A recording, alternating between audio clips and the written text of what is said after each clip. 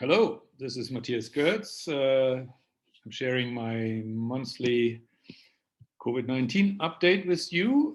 As always, I will share my screen.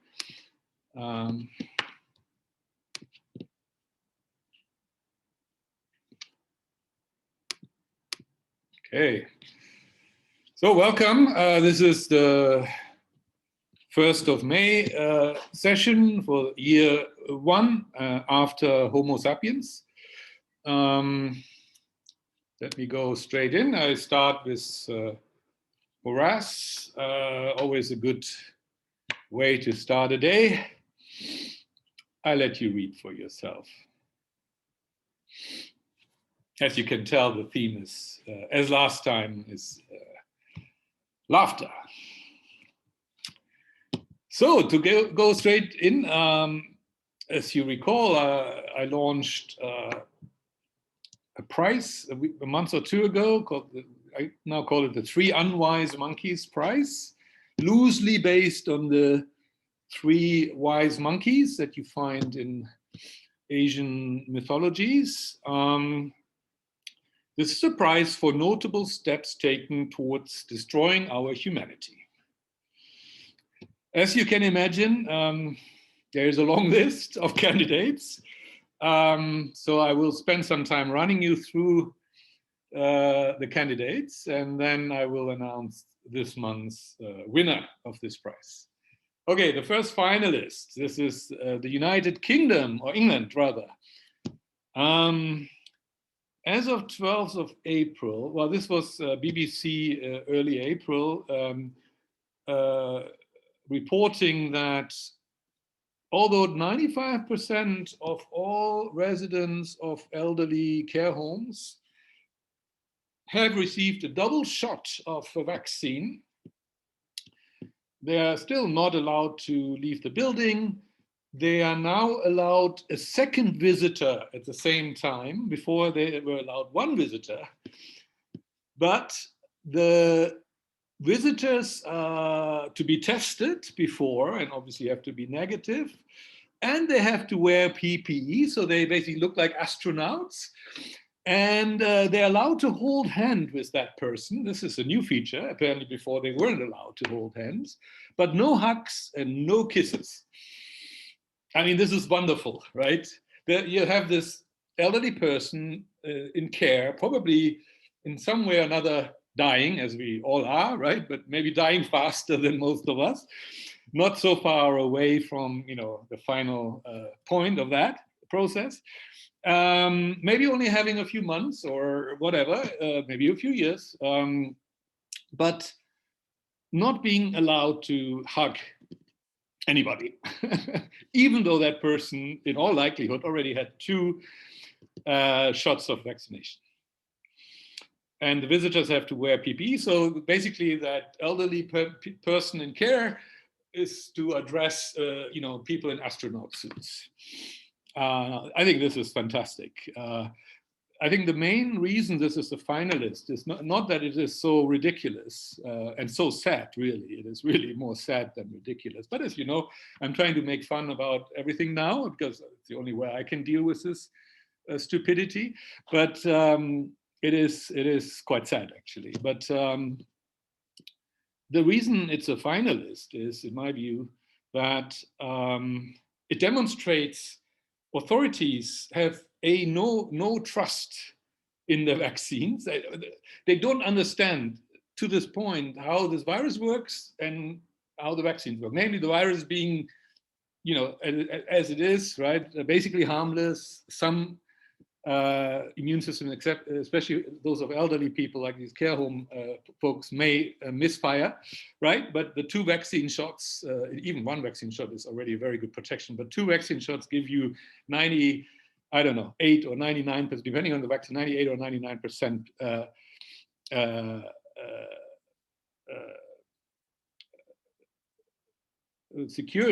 safety from falling ill.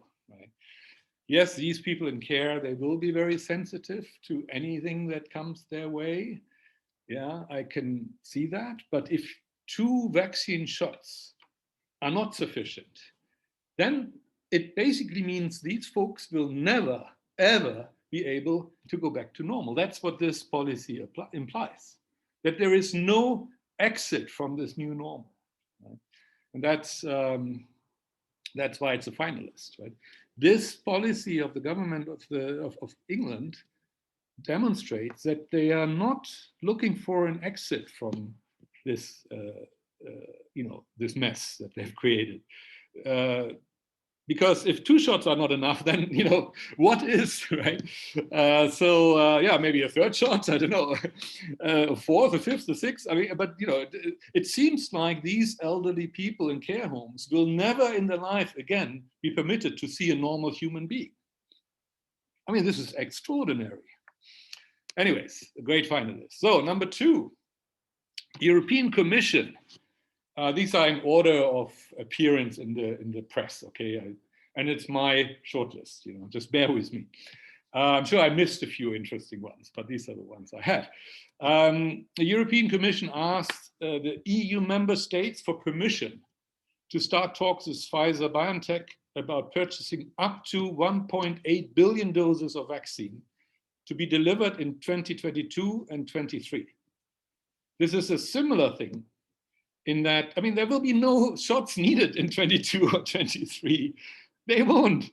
This is a complete misinvestment, and worse, I mean, the misinvestment is 1.8 billion euros is, or doses, sorry, that, I don't know how many euros that will be, a bit more, but it's a trifle compared to the damage already done to the economies of all these member states, right? So it's a trifle. So let me not talk about the cost. This is just a waste of money, but let me not talk about the waste of money. The implication is very similar to the previous one, which is they don't seem to think that there is an exit, right? I mean, they're doing everything they can in their mind to keep this going forever. They don't want to go back to normal. And remember, I've been talking about the EU members as neither back to normal countries nor new normal countries, but sort of stuck in the middle kind of countries, right? So they could go either way, right? And I think this is a sign that they may not go to back to normal. Right? They don't seem to anticipate going back to normal. They seem to anticipate that for the rest of our lives, all of us will be constantly vaccinated against the common cold virus, that we will constantly have to be on the guard, that we don't. Our immune systems work well if you let them work, but you don't. You keep our immune systems away from training themselves to learn to live with this new virus well, and all the various variants of this virus that may pop up in the future. And there will be, just like with influenza, there will be variants popping up, right? But by keeping us away from the virus, you reduce our ability to adjust ourselves to it. And instead then, you do a deal with pharma companies. And this is the stuff where then the so-called conspiracy theorists come in and say, see, you're just doing, some politicians are just probably getting a cut of this, right? It's just about making them, being corrupt. Now, I don't say that it is the case. I don't think that is the case, actually. I don't blame anybody here for corruption. I think this is just stupidity, but which is worse, actually, than corruption. But I can just see why so many of these conspiracy theories seem to be around, saying, look, this can't possibly be just stupidity. I mean, politicians can't possibly be this stupid, right? So therefore, there must be something else behind it, which is they're earning something from this, right? They have a personal interest in these deals, right? There's no other good explanation for it, right? And I say, no, they don't, by and large, they don't make any money off these deals. I mean, there may be exceptions, but no, I don't blame politicians here for being corrupt. I just blame them for not understanding or not wanting to understand how to get out of this mess. They do everything they can to stay in the mess. That is the problem. Okay, so that's a good candidate. Number 3, France moves to ban short-haul domestic flights. Now, this is in the context of so-called climate change. You may ask, why am I talking about climate change policy in the context of COVID policy? I think this is a subtle sign how our basic freedoms of movement and rights have been suspended and abolished to such a degree that under the headline of COVID or SARS-CoV-2, right? We are at war with the virus, therefore we can do what we want. Remember, that's what the governments are saying. So under that rubric, they have abolished all our rights, and so now is a fantastic time for governments to sneak in other policies that undermine our freedoms to move. I mean, this is a freedom to choose, for any citizen how you move from A to B. Oh, but no longer. No, you don't have the freedom to choose to fly from A to B, from Paris to Lyon, because there happens to be a TGV there. Right? And you may say, yeah, maybe that's reasonable. And yes, we do have to do something about CO2 emissions and so on. I don't want to get into that argument. That's probably a bit more complicated than most people might think. And I don't think anybody has really even started to think about this in an intelligent way. It's even worse than or as bad as the COVID situation. Nobody is talking intelligently about so-called climate change and what it means. But one thing is clear to me from these little markers like this one, and it's just one example that I happened to stumble across, is governments around the world, and not only in authoritarian or so-called or previously authoritarian states. Now, of course, every state in the world is authoritarian to some degree or another. But those who traditionally were considered authoritarian or totalitarian, and I always said they will, of course, take advantage of COVID to deepen their authoritarianism and their totalitarianism, and they are doing that, of course. But I had not had at that time countries like France in mind, right? But the French government is doing it, right? Under the umbrella of, and at the moment we don't have any freedom to move anyway, so it's a great time to throw in those little regulations or laws. And it probably goes unnoticed for most people because they have other things on their mind. But it is in the spirit of, we can do anything. Hey, we got away with it under COVID. We could basically undermine every single basic right of our citizens without them going on the barricades. Remember 1789, they went on the barricades, right? But 2020, 2021, the French, by and large, they didn't go on the barricades, right? So the government here is like, we can start sneaking in whatever we want, because freedom of movement is gone, right? So that's why it's a finalist here. Even though this is about a different war, this is now the war against climate change. It's the same thinking, and the thinking is we just have to invent some headline story, some threat, some specter, some ghost, like, COVID pandemic or climate change. And under that cover of that specter, we can do anything we want. And people will not oppose. They're too frightened or too uncertain about, climate change could be very bad, which means nothing, right? But that's how many people think. And then they go, okay, yeah, makes sense, yeah, let them do, right? And whoosh, you have another regulation. And this is this kind of sneaky, slow, subtle creep in of more and more and more ways to limit individual freedoms.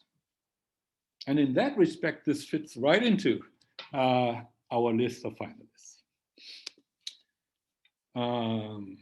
Maybe next time I'll let you guys vote. I have to find a mechanism, but at this stage, I will do the choice, okay? But you can, of course, you can think about which choice you would be making, right?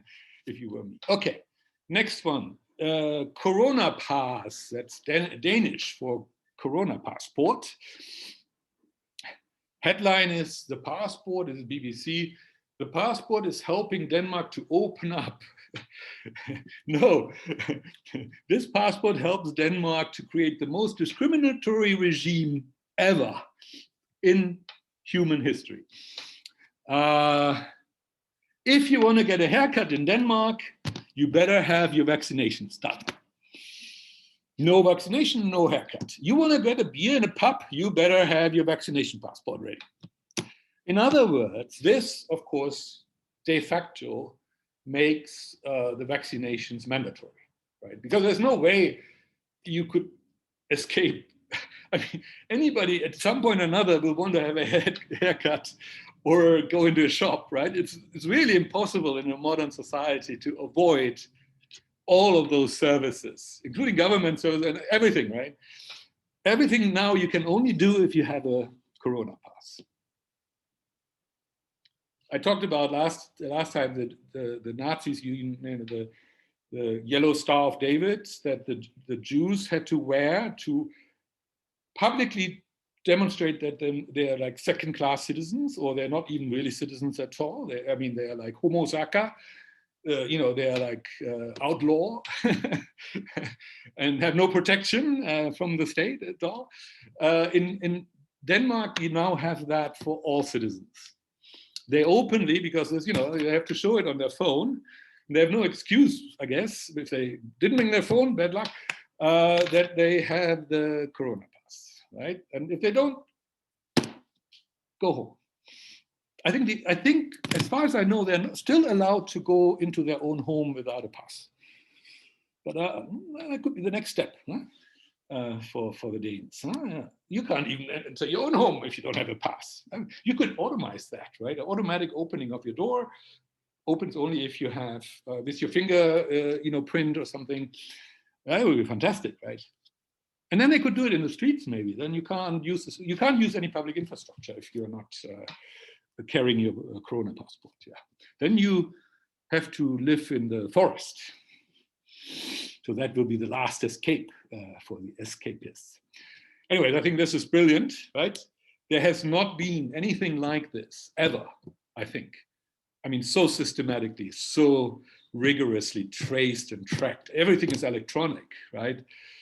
I mean, the Nazis were beginners in comparison. They just put a little yellow star here. I mean, that's really old tech, right? I mean, presumably you could just take it off or not wear that coat, right? And people would, unless they knew you, wouldn't know that you're a Jew, right? But here, you can't escape. Yeah, this is sort of this kind of 100% surveillance and automation of our suppression in the whole country. So this is a strong contestant, I would argue. Okay, next finalist. Thailand. Yeah, this is also a nice one. I like this. This is also a little bit subtle, but not too subtle. They recently had some cases in Thailand. I mean, they obviously always had cases, but they weren't tracing them, or they're not talking about them. Right now, they're talking about their cases. And it is interesting always, especially with military regimes, of course, how are they talking about it? It is so interesting. And this is Channel News Asia, these media people, they just repeat what those dictators, dictate. That's what dictators do, right? They dictate. So the military men, the generals in Thailand, they don't like nightclubs and parties and concerts. They also don't like those beach tourists who drink a beer on the beach or have sex on the beach, right?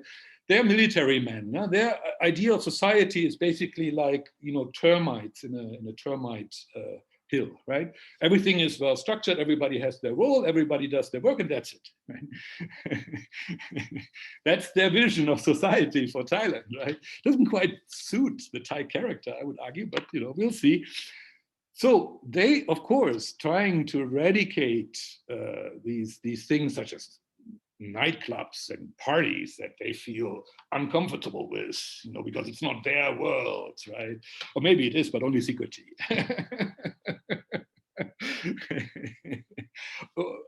But publicly, we are military man. Oh, yes, sir. We would never do anything seedy, right? So bottom line here is what I thought interesting, they're closing down nightclubs and party places and so on, and concert places, which is no surprise at all. That's exactly where you would expect them to start, right? But what's interesting here is that one nightclub owner here or bar owner who was interviewed said, "Oh, we've been asked by the authorities to comply with, with testing and with all kinds of measures, social distancing, and we've been compliant and compliant and compliant.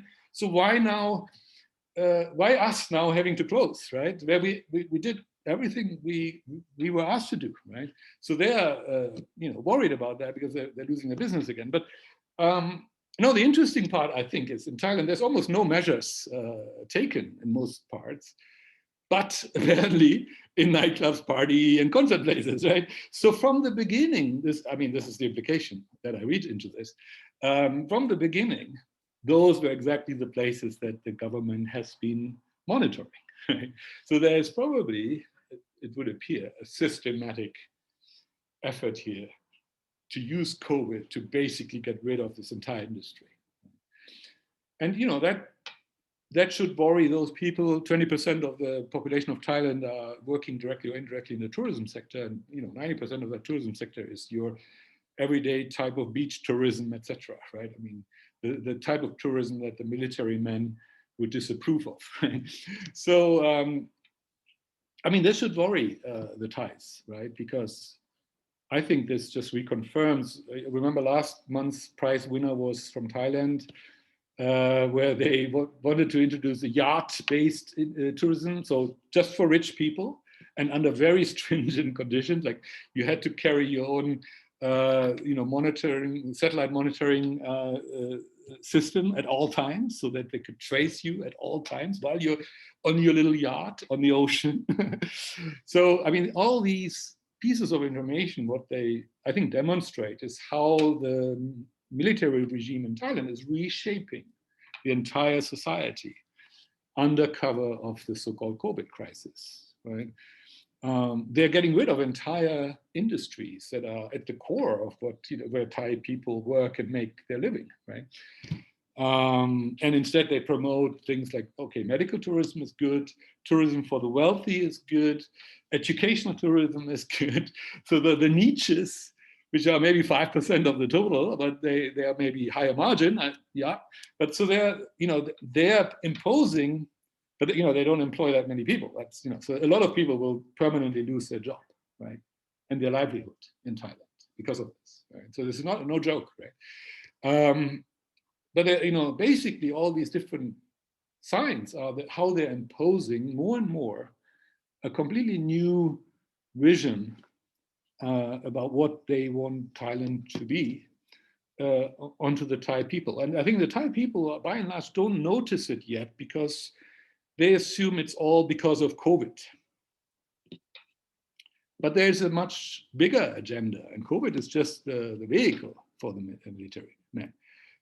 They are becoming so deeply rooted in Thailand, they may never go away. I shouldn't say never, but not for a long time.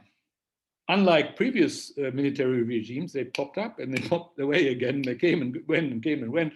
They usually didn't hold on to power very long. This one is different. Now, the Shakti dynasty also came in through like a coup, I think. So there's a precedence for this. So here we have the next dynasty.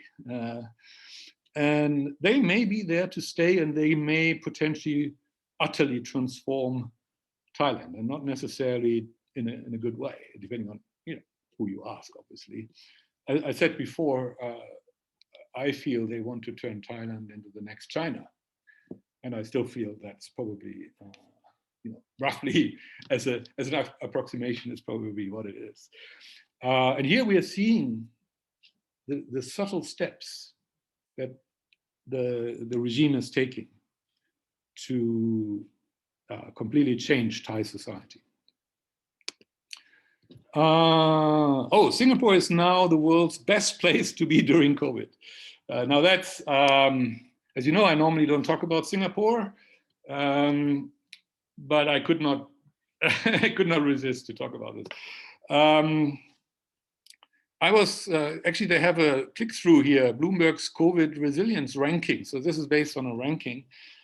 And I wanted to, to check out that ranking. What are the criteria? What is the relative weighting of the criteria? And maybe offer you a critique of that ranking. I'm, sometimes have a lot of fun critiquing these rankings. I usually say there are two types of rankings. There are the trivial ones and the stupid ones. The trivial rankings are where you have a single criterion for ranking, and it's an objective criterion. So, for example, the 10 fastest 100-meter runners. I think that's what I would call a trivial ranking. It is sort of a fair ranking, although not entirely, because every year people get bigger and stronger and our food gets better. So a winner today will outrun a winner from 20 years ago or from 50 years ago. So actually, even that ranking, if you grew it over time, it's not really fair, right? But you can think of rankings where you say, yeah, that is a fair ranking, but it's trivial, almost by definition. If it's really fair and objective, then it's also trivial. You have 10 people run 100-meter, and then you can rank them by the time it took them to run 100-meter, and that's a ranking. And that is a trivial ranking, meaning it's not wrong. it's not stupid. But it's trivial, right? It doesn't tell you really anything, but you can do that. You can, the top 10 from our 100-meter run. Okay, no problem, but trivial, right? The other category of rankings are rankings that are what's the word? Put together from various criteria, compounded. Compounded rankings that use more than one criterion. And I think this one here, somewhere, I think it talked about some of those criteria they're using. So they have evidently several criteria. So the problem with any such compound ranking is that someone has to pick the criteria, and that's a subjective choice, right? You and I, if we were to rank something like that, we would possibly pick very different criteria, right? So someone has to pick the criteria, and then someone has to weigh them and say, well, which one is the most, are they all equal in weight? So if you have 5, are they each 20%? Just added up to a total score, or if maybe the first one is of higher importance, so we put, we put 40%, and then 20, 20, 10, 10, or something like that, right? You can see how difficult it is, or not difficult, it's really quite impossible for two people, even if they're totally reasonable people and well-meaning people, for two people to agree on the same set of criteria and the same weightings is impossible, right? And also, even if you agree on all that, to then summarize it and say, taking these things together to a higher, if you like, synthesis, means this place, based on those 5 criteria and so on and so forth, and this way of weighting them and scaling them is the best place to be during COVID. That is completely impossible. And not just impossible, it's stupid to even do this is stupid. And now you may say, oh, but it's entertaining. And yeah, fair enough. It's entertaining us right now. But it is nothing else. It doesn't tell you anything as to, for you, what would be the best place to be during COVID, right? And it may even be changing on a daily basis, even for you, right, as an individual. So it says nothing. Now, obviously, I was struck by it, one, because these rankings are just stupid, these compound rankings. So it falls under our bigger theme of stupidity beyond COVID, right? I mean, at any time, this is stupid. But I was, of course, struck by Singapore being ranked top. And I know, Singapore. Now that I happen to live in Singapore, as I mentioned before. The way I think of Singapore, think of the fable of the bee. It's a treatise by Mandeville, a social philosopher. You know, he used the bee metaphor to basically critique human society. So using the bee society, because bees have a fairly complex society, as you know, with behaviors, and you use that as a metaphor to talk actually about human society. So he was accusing his government or society in general, or critiquing them in certain ways, but using this fable as a sort of a veneer of camouflage that, of course, everybody can see through, but officially speaking, he wasn't talking about human society, he was talking about bee society, but of course he's meaning human society, right? This is not new. I mean, you find the bees as a metaphor for human society as far back as Virgil, 2,000 years ago, Roman poet, using a similar bee metaphor in one of his works, Georgics, I think. So this is not new, right? To use the bees, and you could use other animal societies, ants, for example, also, or termites, also complex societies. But bees have been popular. So, and I think it suits. If you think about Singapore, it's a suitable metaphor. So the way Singapore works normally, as you know, it's not really a country. It's just basically a family-owned corporation, Singapore, right? A few families basically run this place, and everybody else is sort of a worker bee, right? Either a foreign worker bee like myself or a domestic worker bee. And it's a very confined society. It's a very small island, so it's 6 million people crammed together on a very small space. Very, very rigidly organized, just like a beehive. So the beehive is, I think, a pretty good metaphor for Singapore. Now, just like with the beehives that you see here on the picture, in normal times, this beehive, Singapore, has an opening. Changi Airport, if you like, or the border crossings to Malaysia, or the ferry to Indonesia, right? It has an opening. And the worker bees, as you can see on this little picture here, they can fly out. They always come back to their beehive after doing the rounds, seeing the flowers, collecting the nectar or what, and bringing it back, right? But there is an exit and entrance door.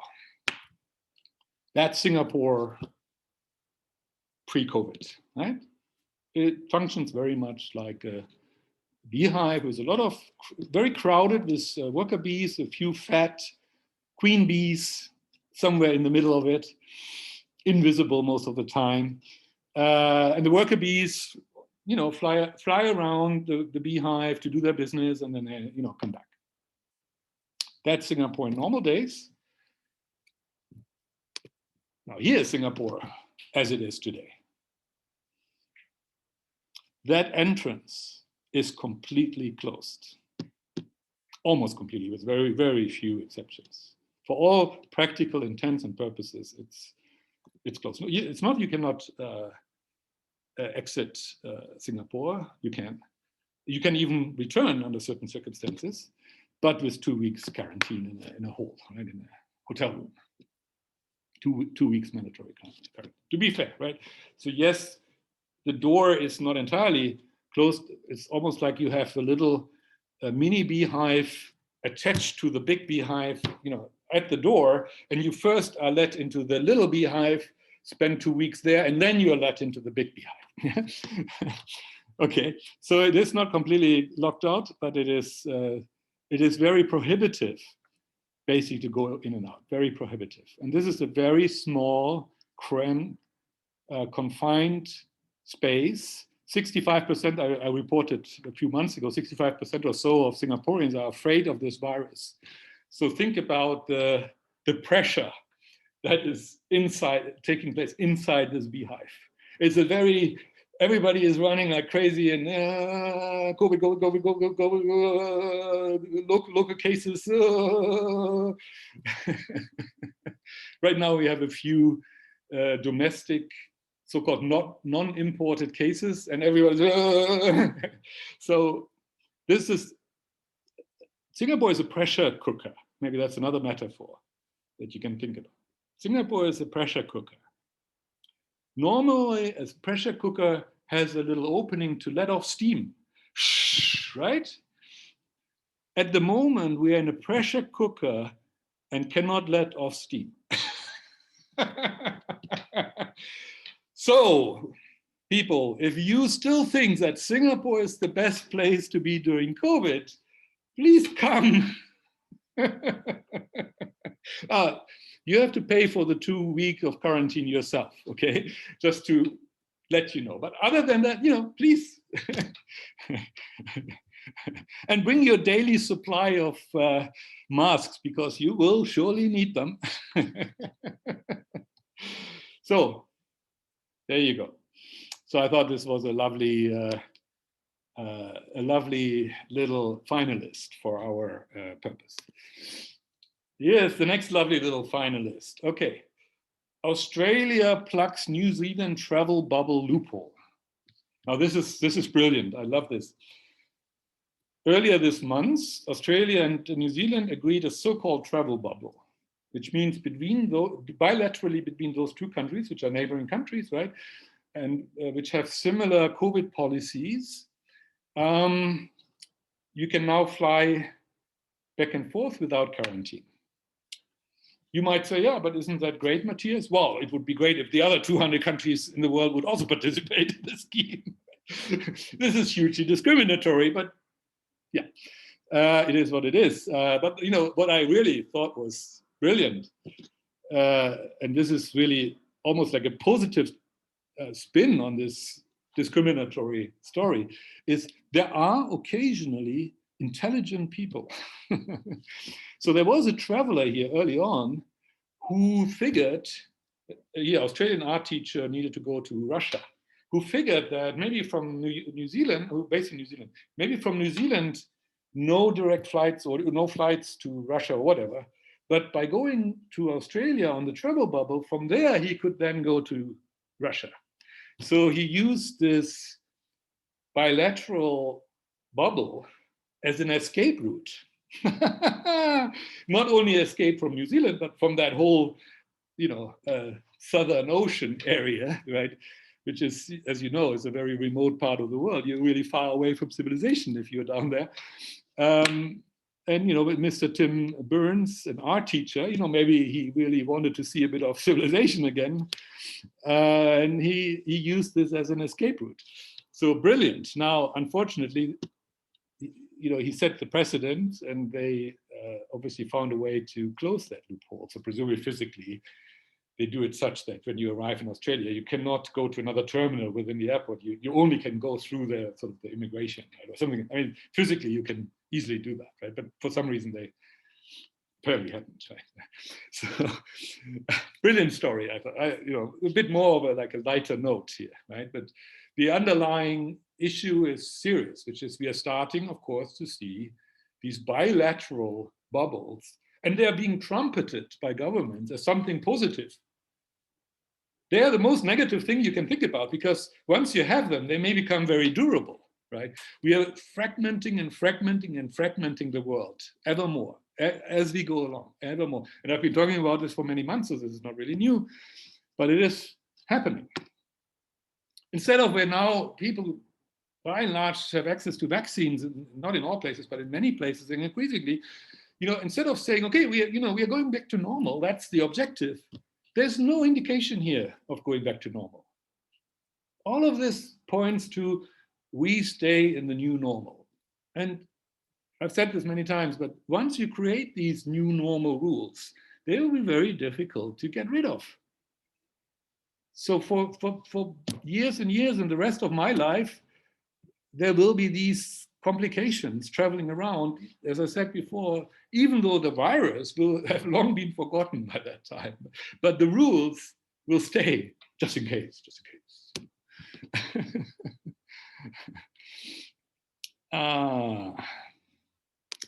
So it's a sad story. Okay, next finalist. This is in Spain, Barcelona. Similar. So they did a test concert for 5,000 music fans, had to demonstrate a negative test, had to wear masks, as you can see on the picture, but did not have to socially distance. And they did a survey afterwards and found no new infections. And I mean, first of all, I would say, yeah, of course, as expected. Surprise, surprise. I mean, they all tested negative within, I don't know, a day or two before they entered or so, right? So, I mean, of course, you can still turn positive the next day after or on the same day of the test, right? You can. So there could have been someone in the hall that actually is infectious. You can't prevent that entirely, right? And of course, we know masks are very effective, but they're not 100% effective, right? So and you have to wear them properly. And even if you wear them properly, there's a small chance that something gets through. Usually small quantities, and then they're probably not going to lead to severe symptoms. But there could be something coming true, right? Now, these are all young people, so the risk of any of them getting seriously ill is out of 5,000 people is probably, I mean, the target number, expected number of people getting sick, even without any of these measures, would be 0, right? Or maybe 1, I don't know, something like that, right? So very low, right? So anyways, you wouldn't expect anybody to get sick, even if there was no testing and no mask, but you would expect there could be some transmission going on, right? And so they found no transmission. And I say, yeah, as expected. I mean, everybody tested negative, everybody wearing masks at all time. Yeah, I mean, the likelihood of transmission taking place is not 0, but it's low, right?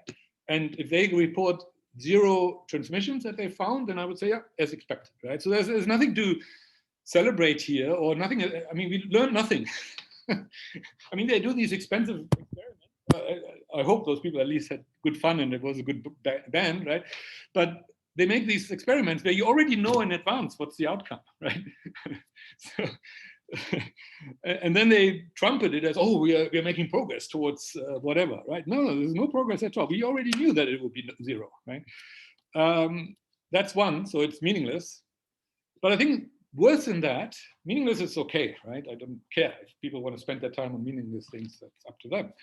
No, but it again reflects what I consider very fatal thinking, which is that they're testing a scenario which is absolutely not normal. You have to test positive before the event. So does it mean in the future, every time we go to any kind of event, we will have to show a negative test? Means like something like the Danes already have, basically, right? Does it mean that the new normal standard will be at any events where people crowd together a little bit, we'll all wear masks? Or why are they testing this scenario? I mean, the only reason to test the scenario would be if government wants this to be the future scenario. But nobody wants this to be the future scenario other than governments.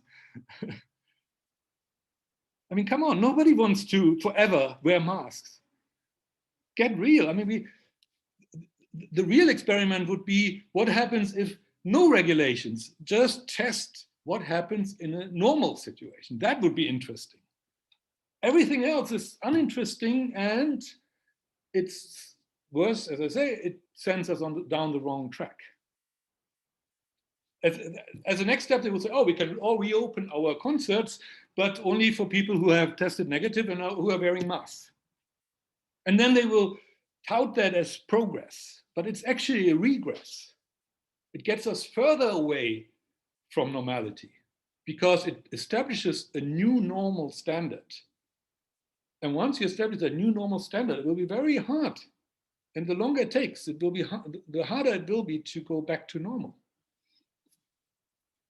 I've been saying many times, people ought to be allowed to go back to normal, and government's role is to get us back to normal, having taken us out of our normal, right? Government's role isn't to create some dystopian 1984 or Brave New World for us. We don't want this Brave New World. I don't think anybody seriously wants this. I don't think anybody seriously enjoys wearing masks on a concert for the whole evening. I don't buy it, okay?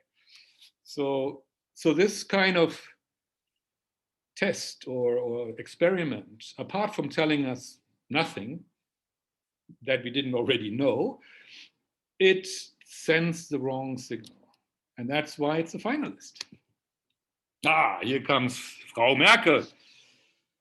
This is another favorite of mine. German spy agency to monitor COVID skeptics. So I'm obviously on the list because I've been saying, I'm not a COVID skeptic. I don't know what that means exactly, but I'm a philosopher, and therefore I'm almost by definition a skeptic, yes. And I've been saying many times that COVID is not a pandemic, right? I'm not saying it doesn't exist, but I'm saying COVID is a pneumonia. That's what it is, okay? So I don't know, does that make me a COVID skeptic or not? But I don't think the reach of the German domestic intelligence agency reaches to Singapore, but I could be soon on their list.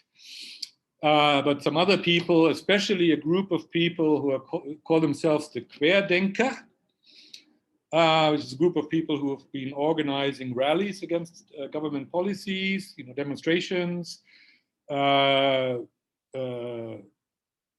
in favor of Germany's basic law and the basic rights of citizens, and because the government doesn't want us to have any basic rights, and there are these dangerous people requesting that our constitution be put back into place.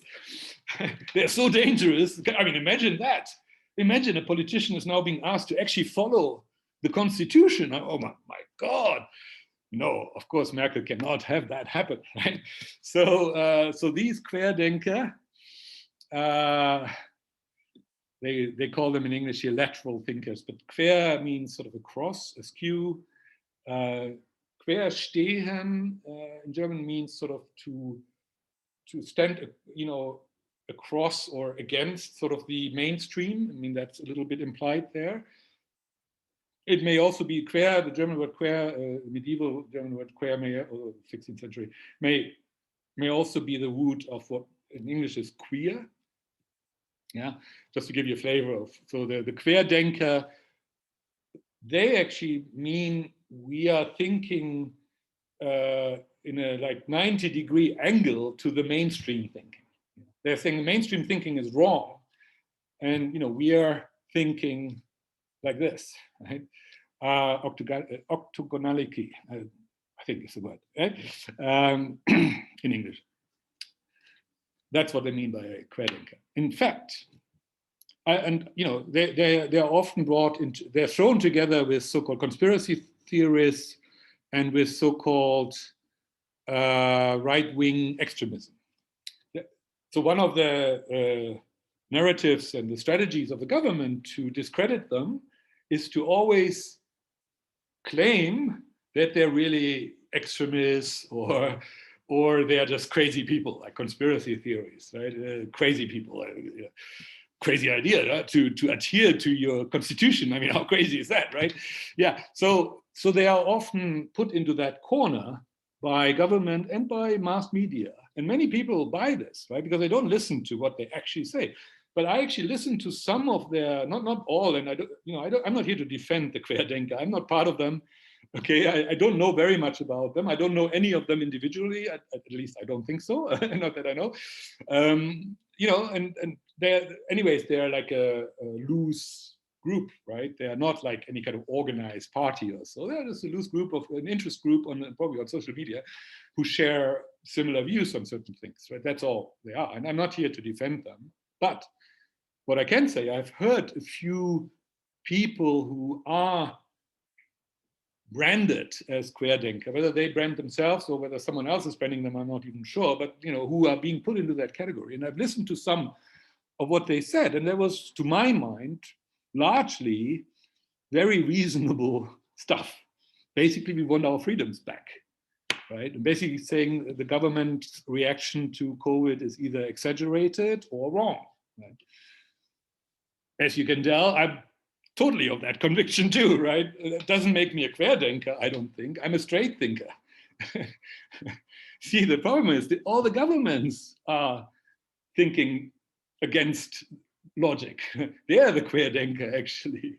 Not those few people who point out that everything the government is doing right now is illegal. Because it is illegal. Or not illegal, outside of the law. Remember?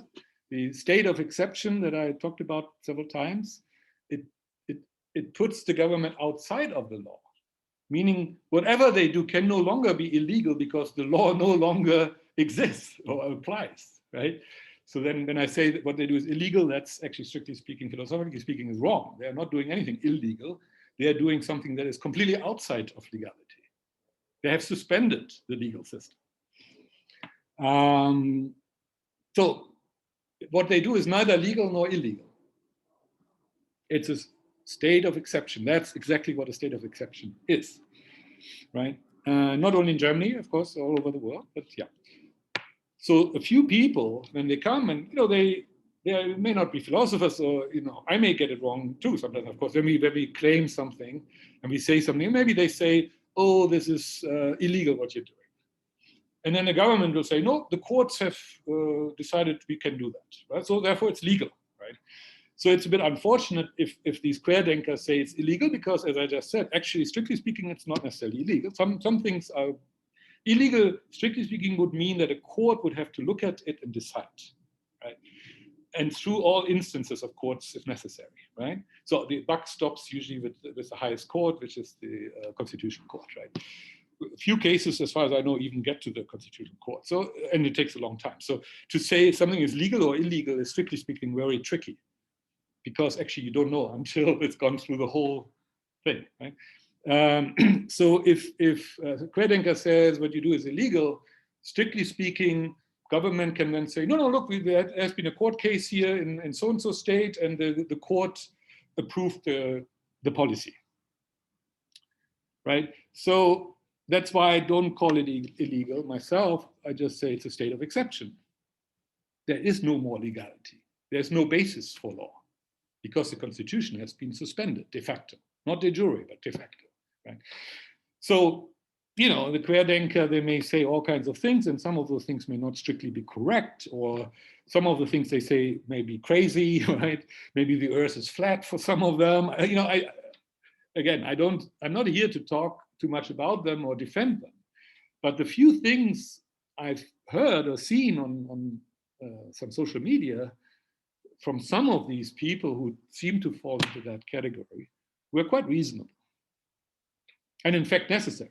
I mean, some of these are the last fighters for basic rights and for democracy in Germany. That's what some of these people are. Now, maybe not all of them. Maybe there's some right-wing, chaos there who just want to, I don't know, thrash things. That's possible, right? I mean, in Germany, they blame these Querdenker whenever there's a demonstration, and then, rowdies or skinheads or whatever join those demonstrations organized by the Querdenkers, then the government will always blame the Querdenkers. See, you are not keeping out the radicals, therefore what you're doing is bad. Right? I mean, if you organize a demonstration in a city with thousands and thousands and tens of thousands of people, how on earth could the organizer ensure that there are no radicals among these tens of thousands of people? It's impossible, right? One, right? So it's a stupid comment from the government. Oh, you are responsible. Yeah. No, you call a demo against some government policy. You cannot ensure that there are no people there who are just looking for, rowdyism. You cannot exclude that possibility. Just like you can't exclude that possibility in a football stadium. But in a football stadium, at least you can check when on entrance whether they have a weapon or a glass bottle or something, so you can take that away from them, right? But in an open demonstration in the parks or roads of a city, anybody can join that demonstration. You cannot prevent that, right? It's an open thing. So governments to argue that organizers of these demonstrations are at fault if then some violence happens here and there, that's complete and utter nonsense, right? Secondly, more than that, I said this, I think last year, a long time ago, or maybe I wrote it in a letter to Merkel, maybe almost a year ago now. Secondly, it is the government policy of not allowing, for example, football matches to go on in a normal way that forces those sort of professional hooligans, right? I mean, there's a subculture of people for whom fun means we meet on Saturday at the football stadium and we do a bit of rowdyism, right? And, elbow our way around. And there are people like that. I don't deny that, right? But if you, and their favorite venues in Germany are football stadiums, right? So if you close off the football stadiums and you take away, for this subculture, you take away their normal social space where they do their thing, you force them to do it somewhere else. And especially during lockdown, the only legal way to be on the streets was if you were joining a demonstration, because some court in Germany decided democratic state allow demonstrations, and demonstrations should be allowed even during COVID with some social distancing, etc., right? So there were court cases here, right? So demonstrations were allowed to go ahead with, policing, of course, and all the stuff. Now, if you are a hooligan and your normal hangout place for the weekend, which is a football stadium, has been closed, and it's locked down, and you're not allowed to leave your house except for shopping at the supermarket, and you itch to do your thing, right? Hey, where do you go? You join demonstrations, right? Because it's legal. And then you can, right? So, sorry for the lengthy lecture here, but it is the government itself that created the conditions under which those extremists join demonstrations organized by groupings such as the Querdenker. It's the government's fault that these people, these hooligans, join those demonstrations, because normally they wouldn't. Maybe sometimes they do, but not as much, right? Because they have their normal hangout place, which is the football stadium, right? By taking their normal social spheres away from them, you force them to find new ones. And if the only legal option available to them is to join a demonstration, guess what? They will be joining this demonstration. So the government is making the Querdenker responsible for something, or other organizers of these demos, for something that the government itself has created. So that's like a double whammy. I love this, right?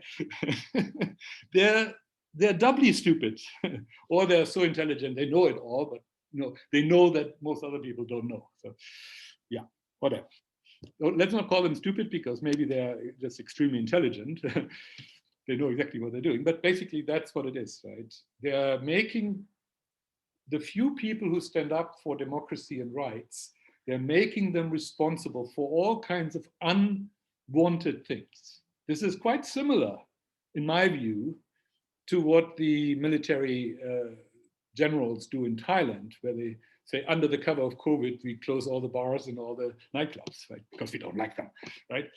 And here you have, COVID, and you're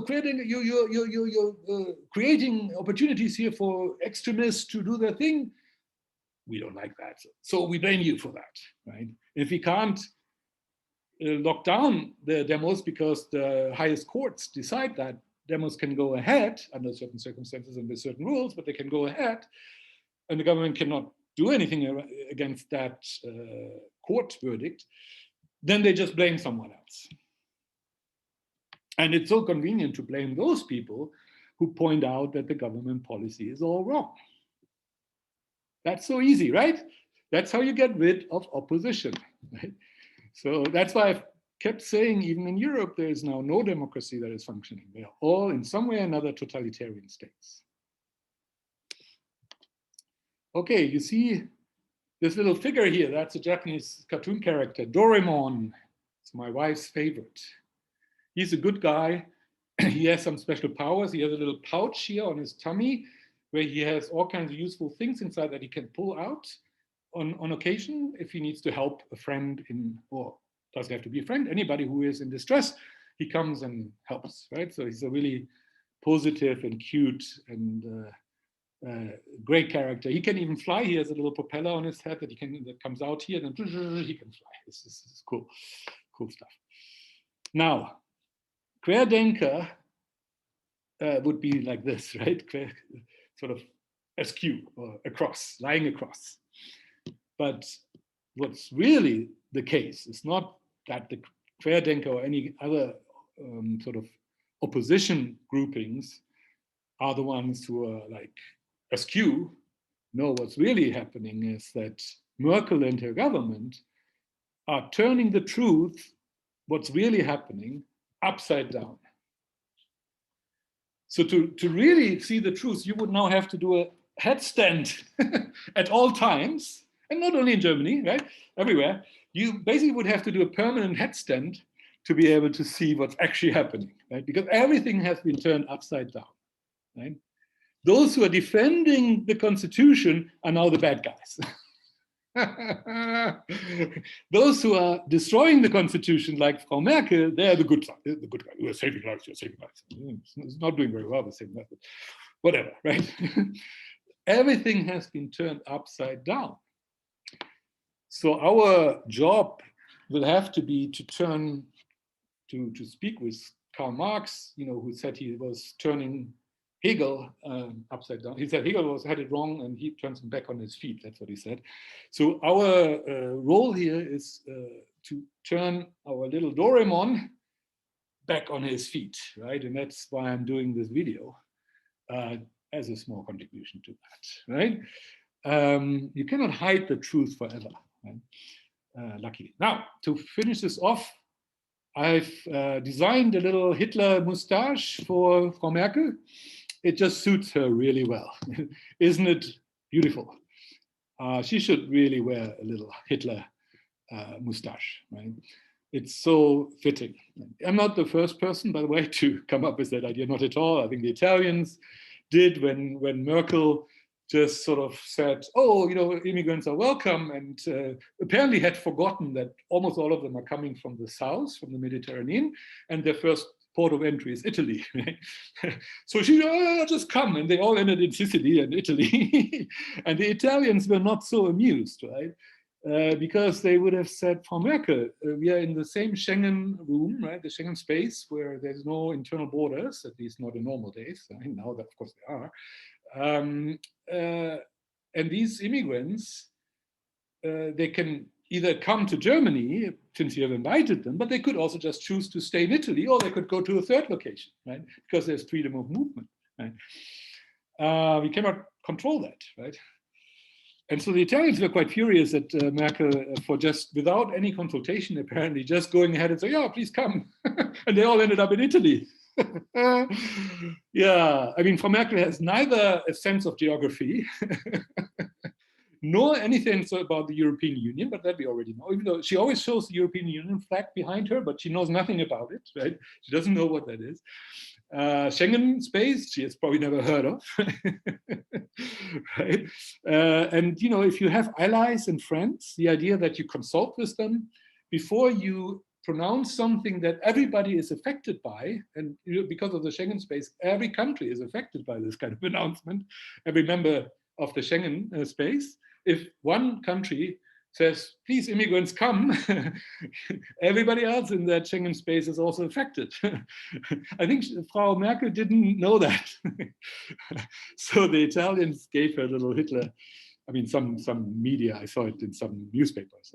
And I think the Greeks did it also when the Greeks were in crisis financially and they needed some help from their good friends within the EU, and Germany kind of said, yeah, we will help you financially, but only if you let our administration, our great competence in administration, come into Greece and manage the way you organize your affairs, because you're so poorly run, and that's why you're, in debt. Right? The Greeks didn't take very well to that, right? And by the way, German bureaucracy is awful. Not here to defend Greek organization competence, which is probably not that superior. That's probably true. But I certainly understand that the Greeks were offended when Merkel proposed, or someone in her government proposed, to send in the German administrators to sort of take over from the Greeks, basically implying you guys are incapable of running your own country, right? And if you want our money, then you have to take reforms that we impose on you, right? At least that's how the Greeks interpreted it. And, maybe it wasn't really meant that way, but that's what the Greeks heard, right? Oh, and I think the Greeks also had Merkel with Hitler mustache, right? Quite rightly, right? So I'm just queuing into a long tradition. Hitler, Merkel and Hitler mustache go well together. Okay, next finalist. Athletes. So I've been talking about Tokyo Olympics before, and the sheer horror that the participants will be exposed to on a daily basis. Athletes to get daily COVID tests in Tokyo. Some animals are always more special than others, more equal than others, and athletes apparently are particularly high risk. They're particularly prone to carrying viruses on their bodies, apparently, so they get daily COVID tests. Now, I spoke about this before. COVID test is a kind of a rape, right? Oral rape, if you like. This is orchestrated, government-imposed mass rape on a daily basis. Fantastic. Every day. I feel sorry for these athletes. They've trained 4 years, or actually 5 years in this case, for the Olympics. Of course, they want to go. I mean, understandably, this is for many of them, if they're not professional sports, but amateur sports, this is the highlight of their career. And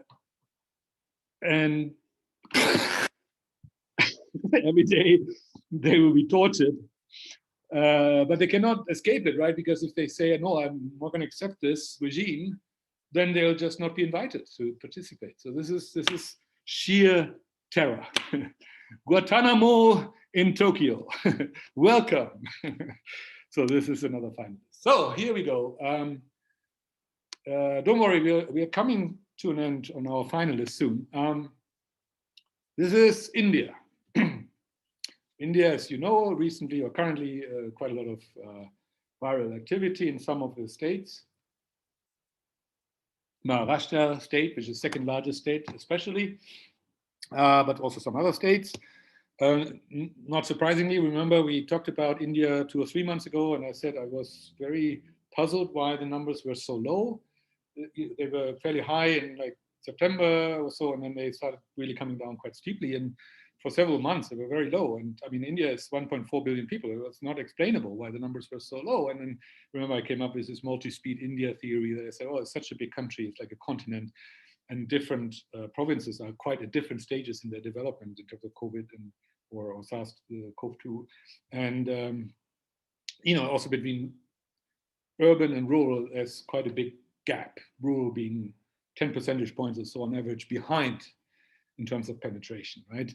So you can imagine that there is a patchwork of some cities and some provinces already near herd immunity. We talked about Pune, I think, being near herd immunity already a few months ago, according to the data. And other provinces maybe still being very much behind.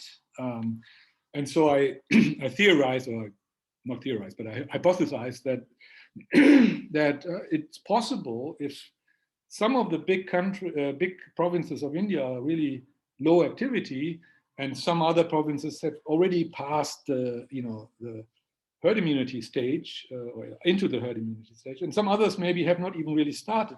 It is conceivable that for a while India would have very low activity, even though it's still, as a country as a whole, still far away from herd immunity. Right? So I said, yeah, I can picture that. Remember, I had 3 possibilities, one of which was just that they're not measuring properly or so. But the most likely seem to be just different states and different regions, and rural versus urban and so on, this city versus that city, different speeds. And it is coincidentally such that for a while it was quite active, then it came down again. But the conclusion of that was it will come up again significantly, right? I mean, we kind of said that in December or so, right? So yes, it's happened. So no surprise. I guess what I'm saying is we knew that we didn't know how steep this curve will be and how many cases, of course, we didn't know that, but we knew it's going to come back up. It has to, right? I mean, it could not have been otherwise, except if the Indians just had stopped reporting their death, like their COVID death. I mean, that could have been the case, like in China, so, right? They just stopped reporting. But other than that kind of thing, it had to be coming up again, and quite significantly, because remember we had the penetration for all of India at what, 50% or so last time when we spoke about it. So there's still a long way to go, right? So inevitably there had to be more cases and fatalities yet to come in a significant way, given the huge country, right? So it's not a surprise. In fact, we anticipated this, right? And now it's happened, and yeah, it's quite steep. 3,300 deaths right now per day. No, huge country, right? Huge country. Now, on the other hand, not fully reported for sure. Remember, in my data set, I had India as one of the countries where the least proportion of actual COVID fatalities are actually reported, right? Now, a lot of activity now is in Maharashtra, as I said. That's not only the second biggest, Maharashtra is not only the second biggest state, it's also the richest state in India. And so my assumption on my modeling, just to anticipate that, is that there are a lot of fatalities now, but the multiplier I put on top in terms of so many more deaths that are unreported has come down, because on the basic assumption, the richer a place is, the more likely it is to report those fatalities accurately. So the state of Maharashtra, where most of the activity is right now, is probably closer to accurately reporting those fatalities than some other states where you had fatalities in the past. Meaning, if the curve that you see in your worldometer on a daily basis, you see the fatality curve for India, it looks very steep and high, 3,300 fatalities per day. You may say, oh, that's so much higher than in the activity we had in the autumn, like September or August or so, where I think fatalities peaked at about 1,000 or so. Now they're peaking at over 3,000. You may say, oh, this is much worse than the earlier one, but no, we don't know that. Because the earlier one, if it was in states where the reporting of fatalities is poor, the actual fatalities may have been several thousands per day. They were just not reported, right? My model assumes that for India, right? And for a few other countries. Now that it's a lot of the activities in Maharashtra state, that multiplier is lower. So actually, it may be that the actual number of COVID fatalities in India right now may not be higher than it was last August or September. We don't know. Yeah, I just make some, in my modeling, I just make some assumptions that seem to be reasonable and plausible to me, but we don't know. Because in India, the numbers reported are probably very far away from representing the actual fatalities. Just because not all fatalities of any sort are reported in places like India. I don't have exact numbers for India, but I know I saw a study on some African countries where only 10 or 20% of all fatalities are even registered. Basically, in urban areas, they're registered, and outside urban areas, they're basically not. I mean, they get a funeral and the local priest comes, but there's just no registry. Now, India is maybe higher than some of these African countries, I don't know, but it's not 100% for sure. It's far away from 100%. So not every fatality is registered at all. That's the first point. And then the second point, even if the fatality is registered, and even if the symptoms were pneumonia, if that location, let's say some village, doesn't have a SARS-CoV-2 PCR testing lab or capacity, unlikely that they would test that person when they're sick or when they die, right? Because they just may not have the competence to even check, is this person perhaps a COVID person, right? So even if they register the person, the fatality, they may say pneumonia. So then it doesn't appear in the COVID statistic, you see. Anyways, so how big the real fatalities in India are, we don't know. They are significant, there's no doubt, but this is not surprising, right? We know the population of India. We have a good idea what the IFR is. I'm talking about it every month, although I'm not showing you my spreadsheet. That would take us too far, but I have a spreadsheet, and for India, I have a estimated IFR, right? And it is clearly below global average. It's not the lowest. There are some places in Africa that are even lower, but relatively young population, but relatively high incidence of diabetes. So remember, I have a formula, and whether the formula is right, I don't really know. It's like, rough estimate, but India's IFR is, I don't know that exactly now off the top of my head, but it's maybe 0.15, right? So 1.4 billion people, 0.15 fatalities, or take that by a factor of 5, or 4, sorry, you get somewhere near 1%, maybe 0.8% of the population who get severely ill. Of that, let's say 0.8 of the population, let's say half of them will need oxygen at some point in their development, in their cycle of illness, right? So 1.4 billion times 0.8 times 0.5. It's a few hundred million, right? A few 10 million. Will need oxygen. Yeah, you can calculate that on the back. You can, on the back of your envelope, you can calculate that. Right? Of course, they will not all need the oxygen at the same time, but you can, you can anticipate. I mean, since last March, we know that oxygen is important for people who get severe symptoms, right? You can estimate the demand, and I mean, you've had now 13 full months to prepare, right? So that by now, if there is an oxygen crisis in a place like India, which is not one of the poorest countries, it's not one of the richer ones, but it's not one of the poorest, and it's got a decent healthcare system in many parts, not in all parts maybe, but if there's not enough oxygen, and oxygen is available worldwide and cheap, basically, right? If there's not enough oxygen there now, if the authorities are surprised that we weren't prepared, then that's mass murder. They have had everything at their fingertips to know what it takes to be prepared, right? So if people die here, not because they are so severely ill with pneumonia, but simple oxygen shortage, yeah, because just breathing difficulties, and then you need just temporarily, maybe you need oxygen. And the oxygen is not at hand, even in hospitals. People dying in hospitals because simply no oxygen at hand. That is completely unnecessary, right? And that's why I'm putting this up as a finalist, right? It's sad, but if in this day and age, 13 months into this, there's still people dying because they can't get oxygen, then that is really, really, really sad, right? Because we know, and it's available, and it's cheap, and there's absolutely no excuse.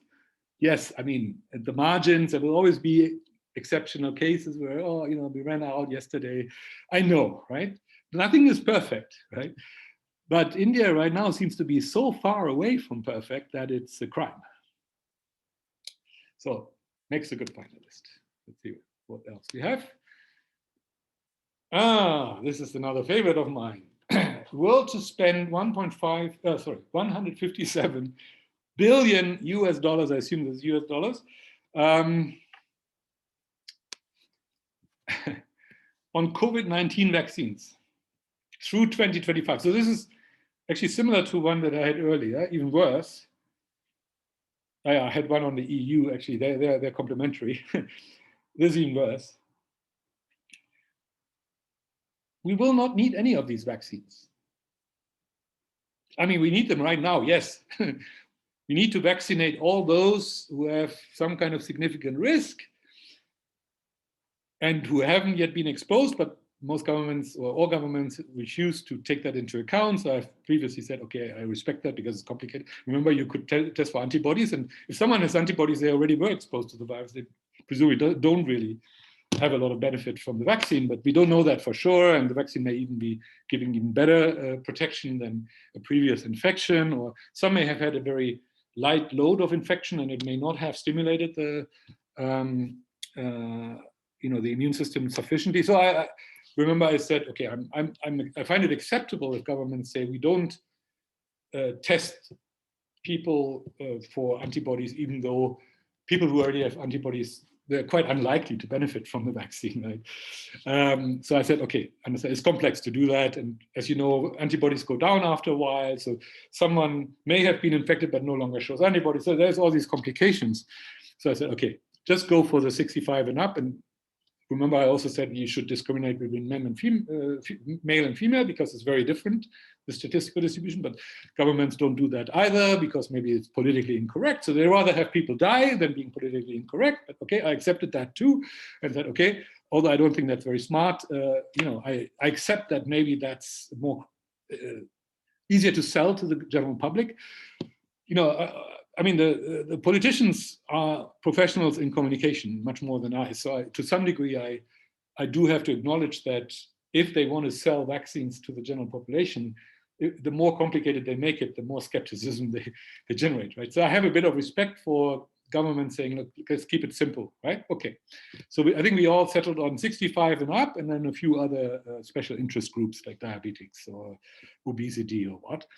But you can identify those people. Or they can self-identify, right? I always said people can just say, I feel at at risk, and therefore I want to be in the queue, right? That is also okay, right? But again, it's a limited number of people who need this stuff. I said 1 billion people once. 1 billion people need this vaccination once, meaning, if you like, double shot, of course. If the prescription is double shot, yeah, I mean, by once, I mean, whatever the prescription, the single shot or double shot, it depends on the vaccine you're choosing, right? But that I mean by once. I mean, so one full vaccination. About 1 billion people in the world need one, or have a good likelihood or some likelihood of benefiting, let's put it this way, from a full vaccination. So that's 1 billion. Yeah. 1 billion double shots, if you like, so 2 billion shots. That's it. Once they've been inoculated or vaccinated once, the immune system gets rolling, and you just let them do that. Let the immune system just do its thing, right? Don't stuff them with more vaccines like all the time. I think that could actually still turn negative. I don't know enough about that, but I would be a little skeptical about stuffing people every few months with vaccines that they don't need, right? I would ring some alarm bells, although I cannot specify yet exactly what those alarm bells are. I'm saying let people use their immune systems, right? And for those groups where we know, yeah, there's a pretty high risk that their immune system isn't working, functioning fully, yes, let's give them the vaccine by all means, but not repeatedly, right? The vaccine will stimulate the immune system to produce the right antibodies, and then let them do, right? Yes, and there will be a new variant that is so different that maybe the immune response will again not be perfect, right? Let's figure that out. If there are such cases, if there are people dying in the future, even though they were fully vaccinated, why? Because a new variant has come across that is sufficiently different. Then let's deal with that if that happens, right? But you cannot presume now that forever this sounds like the whole population now forever will have to be vaccinated on a regular basis, right? Which is absolutely nonsense, right? And this is not trivial now, because 157 billion, that's quite a lot of money. And if you read the small print down here, that's the best part of this.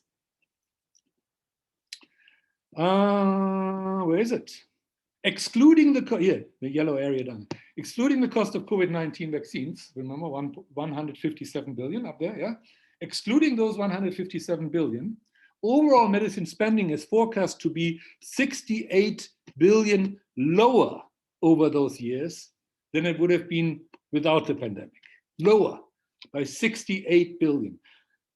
Now, what does it mean? It means people will die over the next few years because they're not being given the treatment they would have normally received, because to some degree that money is now reallocated to vaccines that nobody will need. Yeah. And then they have this guy, the gentleman Aitken, I don't know who he is. While COVID-19 vaccine will cost $157 billion over the next 5 years, he says, that is a very small price to pay relative to the human cost of the pandemic. That's complete and utter nonsense. This guy has understood nothing. of this. I don't know who he is. They probably say somewhere who he is, but let me not linger on this one guy, right? Oh, here, Senior Vice President at IQVIA. IQVIA is a company that I think provides data on the healthcare industry. So they are one of those companies that benefit from COVID, right? And here you have their senior vice president, it's probably the head of marketing or so, saying, yeah, please spend this money because this money well spent. No, this is murder. If people die who need a treatment and couldn't get the treatment because that money was put into vaccines that nobody needs, then that's murder. So Mr. Aitken, you are complicit, potentially complicit, I should say, to be fair, potentially complicit in murder. If you say this. So also a good one. All right, another finalist. Sorry, it's a long list. This was a terrible month, so many terrible stories. EU inches closer to COVID-19 certificates for travel. It's interesting. They're basically following in Denmark's footsteps, but not quite. There are some voices in the parliament. There were actually 119 voices against and 31 abstentions against inching closer to the certificate. There are people who say we cannot be so discriminatory. We need to do this a little bit differently. So it is not clear yet that the EU will simply adopt the system that Denmark has adopted, that I talked about earlier. So it's maybe a bit early to say how bad this is going to be, but this is going in the wrong direction. This is going in the wrong direction. And the initiative is led by the Commission chief, Ursula von der Leyen, which, remember, she is Merkel's poodle, right? That's what she is, Merkel's poodle. So this is Merkel, basically, pushing again her Nazi agenda across the EU. So this could become very ugly if the EU adopts something similar to Denmark, or it could be somewhat less intrusive. But as always in the EU, they will set like a common standard, but then allowing individual member states to apply additional things or do it a little bit differently locally, So it's usually sort of the baseline common standard, and then members can then fine-tune it to their needs locally, right? So it means that even if the EU-wide passport is a little bit softened relative to Denmark, Denmark could still continue with their Nazi approach, right? So this could turn very, very ugly, but it's maybe just a little bit too early to say. But even this not yet having passed through all political decision-making, elements, it is already a finalist. I want to flag it early rather than too late. Okay. And the winner is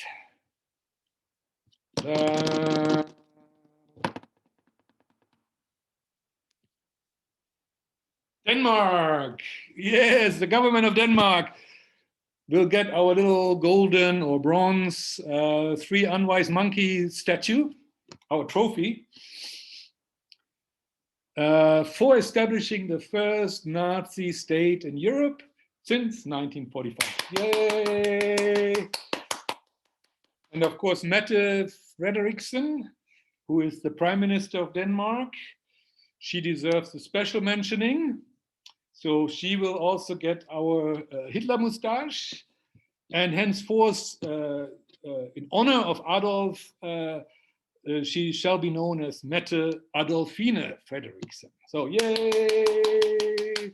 Well done, well done. Very well deserved prize. Now, that's good fun, is it? So, remember the French Revolution, liberté, égalité, fraternité.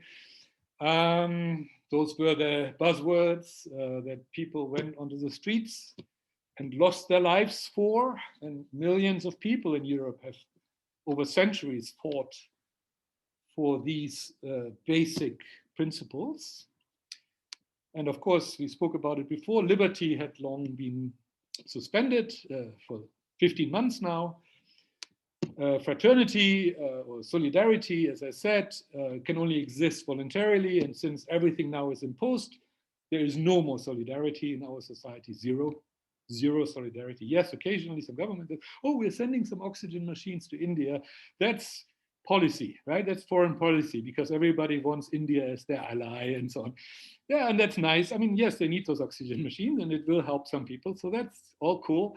Has nothing to do with real fraternity, where we could have, as the United Nations, we could have worked together to respond to this novel virus in an effective and aligned and global way. If we had done that, as I said before, we would long have been in the early spring of our scenarios, right? In fact, we could have chosen never to leave the early spring. We could have just gone right there last year, right? But we did the opposite, and we destroyed all fraternity and all solidarity across the world, both inside each nation state and across nation states. So, and now, thanks to Adolfine and like-minded von der Leyen, Merkel, and they're all women, huh? That's interesting, huh? There's something about these women in politics. I wonder, but I don't want to be termed like a male chauvinist or something. So I will not follow that route too much. But there seem to be a lot of women who, also the New Zealand Nazi, what's her name?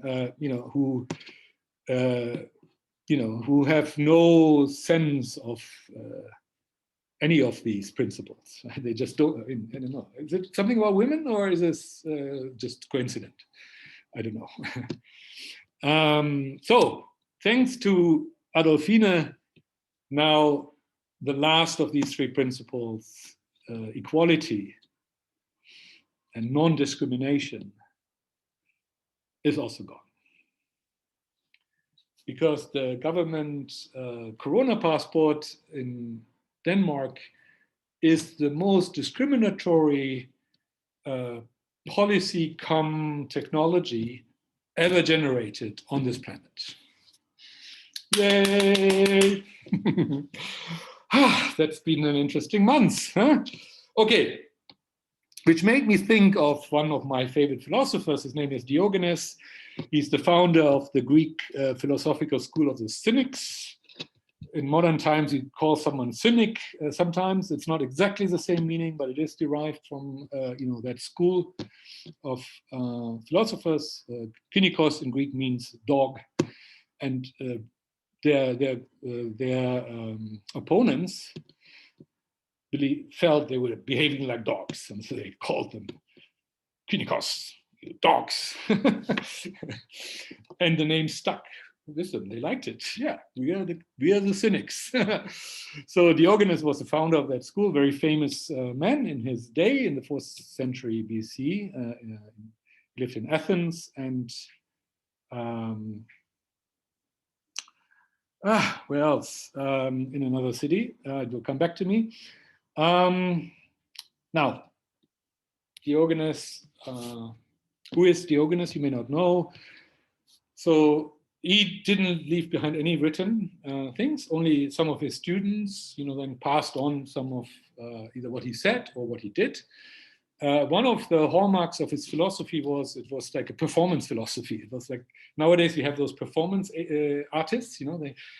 They go under the marketplace and with a big brush and make a painting right in front of your feet. They do some kind of show, performance art. Yeah. He was a performance philosopher. He believed in action and demonstration rather than thought or theory. I would say rather than thought, because he was very much a thinking person, but he expressed that thought not so much by writing theory, but rather by performing thought.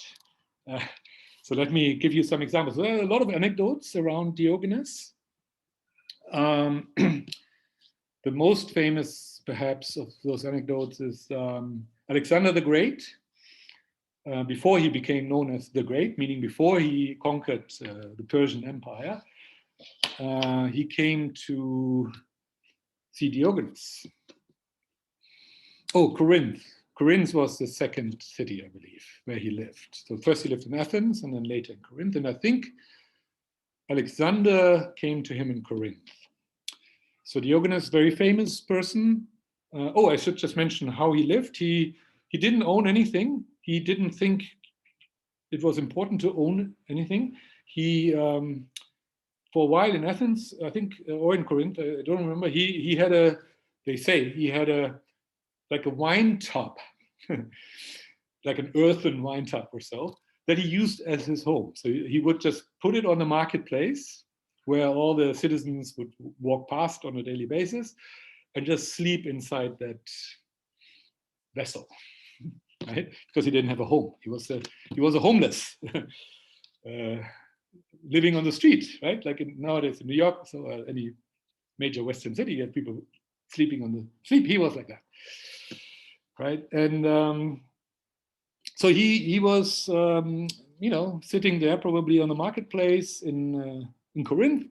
He loved to make body jokes about people passing by, or throw some bits and pieces of wisdom at them, or engage in a discussion as people pass by. They would maybe stand and look at him. He was a bit of like a tourist attraction, right? and so Alexander, you recall, was educated by Aristotle, another famous philosopher of the same period, slightly younger than Diogenes. But so Aristotle had been Alexander's tutor for a while. So Alexander was clearly quite open-minded in terms of philosophy. So he knew that the famous philosopher Diogenes was sitting there in Corinth, and he paid him a visit. And so Alexander, with maybe all his generals and ministers, he was already the most powerful man in Greece in that day. He was king of the Macedons, and that was at that time the most powerful of the Greek states. This was, as I said, before his conquest of Persia, but he was already the most powerful man in Greece, and very well known, therefore, right? And so Alexander, with his generals and ministers, steps in front of Diogenes, who's sitting there on the stones of the marketplace. And Alexander looks at him, and he has probably almost nothing on. And Alexander says to him, Diogenes, is there anything I can do for you? Most powerful man in Greece, right? Completely impoverished old philosopher sitting on the ground. Alexander says, Diogenes, is there anything I can do for you? Diogenes says, could you please get out of the sun?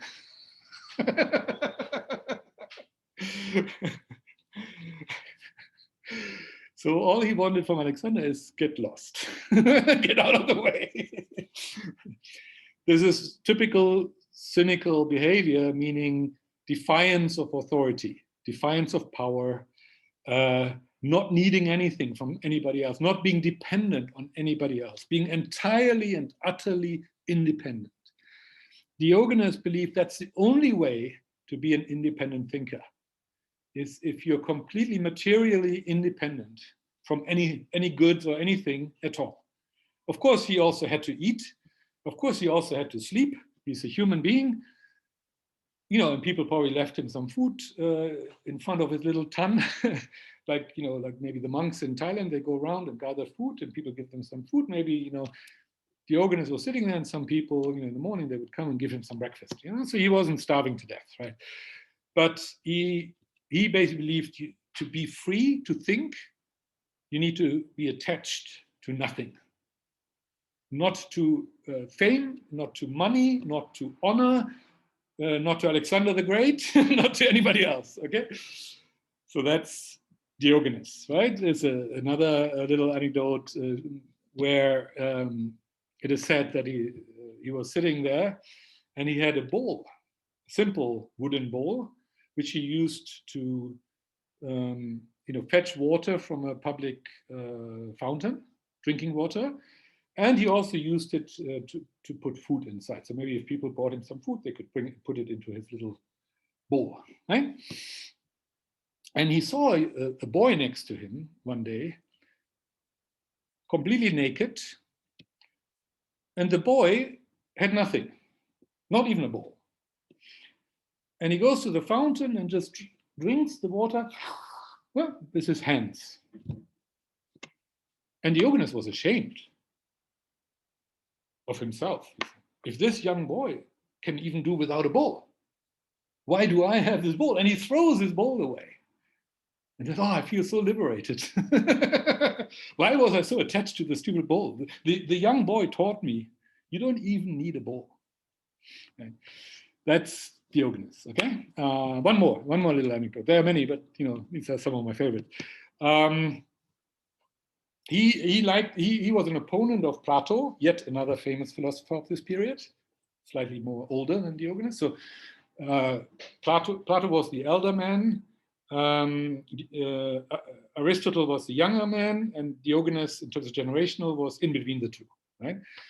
He was not a student of Plato. He was actually a student of another philosopher who was also a student of Socrates. So the original granddaddy of this philosophical school, mostly in Athens, was Socrates, and then he had Plato as one of his students, and then he had a few other students. Plato then was the teacher to Aristotle, and one of his fellow students of Socrates, was the teacher of Diogenes. So Diogenes was, if you like, of a competing branch of that Athenian universe of philosophers, right? So he considered Plato competition, or playing wrong on some items, right? Or he did, not necessarily, I mean, he would agree with some of the things Plato said, but not with all of the things, of course, that Plato said. Any philosopher would never agree with everything that another philosopher has said, right? I mean, you always have to have some original thinking. But he just considered him not a charlatan, I wouldn't say so. He probably took him seriously as a philosopher, but he was his own man and did not need to follow this famous school that Plato had set up in Athens. Right? Plato set up the so-called academy. So the word academy in the English language derives from Plato's school, of philosophical school, where he had students. So what Diogenes, who wasn't a member of that school, he nevertheless liked to sometimes go and listen to Plato's lectures. And apparently the school was open to all comers. So Diogenes would sit in the class, so to speak, and listen in. And one day, Plato, or one of the students in the room, defined man as a featherless biped. Biped means two legs, right? So birds obviously are feathered bipeds, and so they said humans are defined as featherless bipeds. And Diogenes either thought that so funny, or so silly, or so stupid, I don't know. He ran away to the nearest butcher shop and got himself a whole chicken, already feathered, so naked chicken, came back into the academy and threw it in front of the feet of Plato and his students. And said, voila, the Greek equivalent of voila, whatever that is, voila, un homme. Here you have a man throwing the chicken there, right? Naked biped, right? Here is your feathered chicken is a naked biped, right? So upon which the members of the academy decided to refine their definition of human beings into unfeathered biped with broad toenails. I think this is so funny. There's a scene in Kleist in his first drama, the German dramatist Heinrich von Kleist, the first drama, Schroffenstein. There's a witch, Ursula. She represents Napoleon, and she's surrounded by these German monarchs and princes, and the emperor, the Prussian king, and so on. I mean, the leading monarchs in Germany. And he has cut off the little finger of a small boy, and he throws that putrefying, cut off he boiled it also in some kind of witch's brew, and then throws it among this group of German monarchs to their feet as a challenge. Napoleon basically saying, I'm arrived and I'm challenging you, right? And I will overthrow all of you, which by and large he did, right? So Kleist anticipates Napoleon, basically throwing the gauntlet to the German princes in a scene that is very reminiscent of this anecdote about Diogenes in the academy. So I like this. Anyways, now I think you have a good picture of Diogenes now. So here's the story I wanted to actually tell. So one day Diogenes, I think in Athens, if I remember correctly, he walks around the market with a light in his hand, a candle light or maybe oil lamp, whatever they had at that time, right?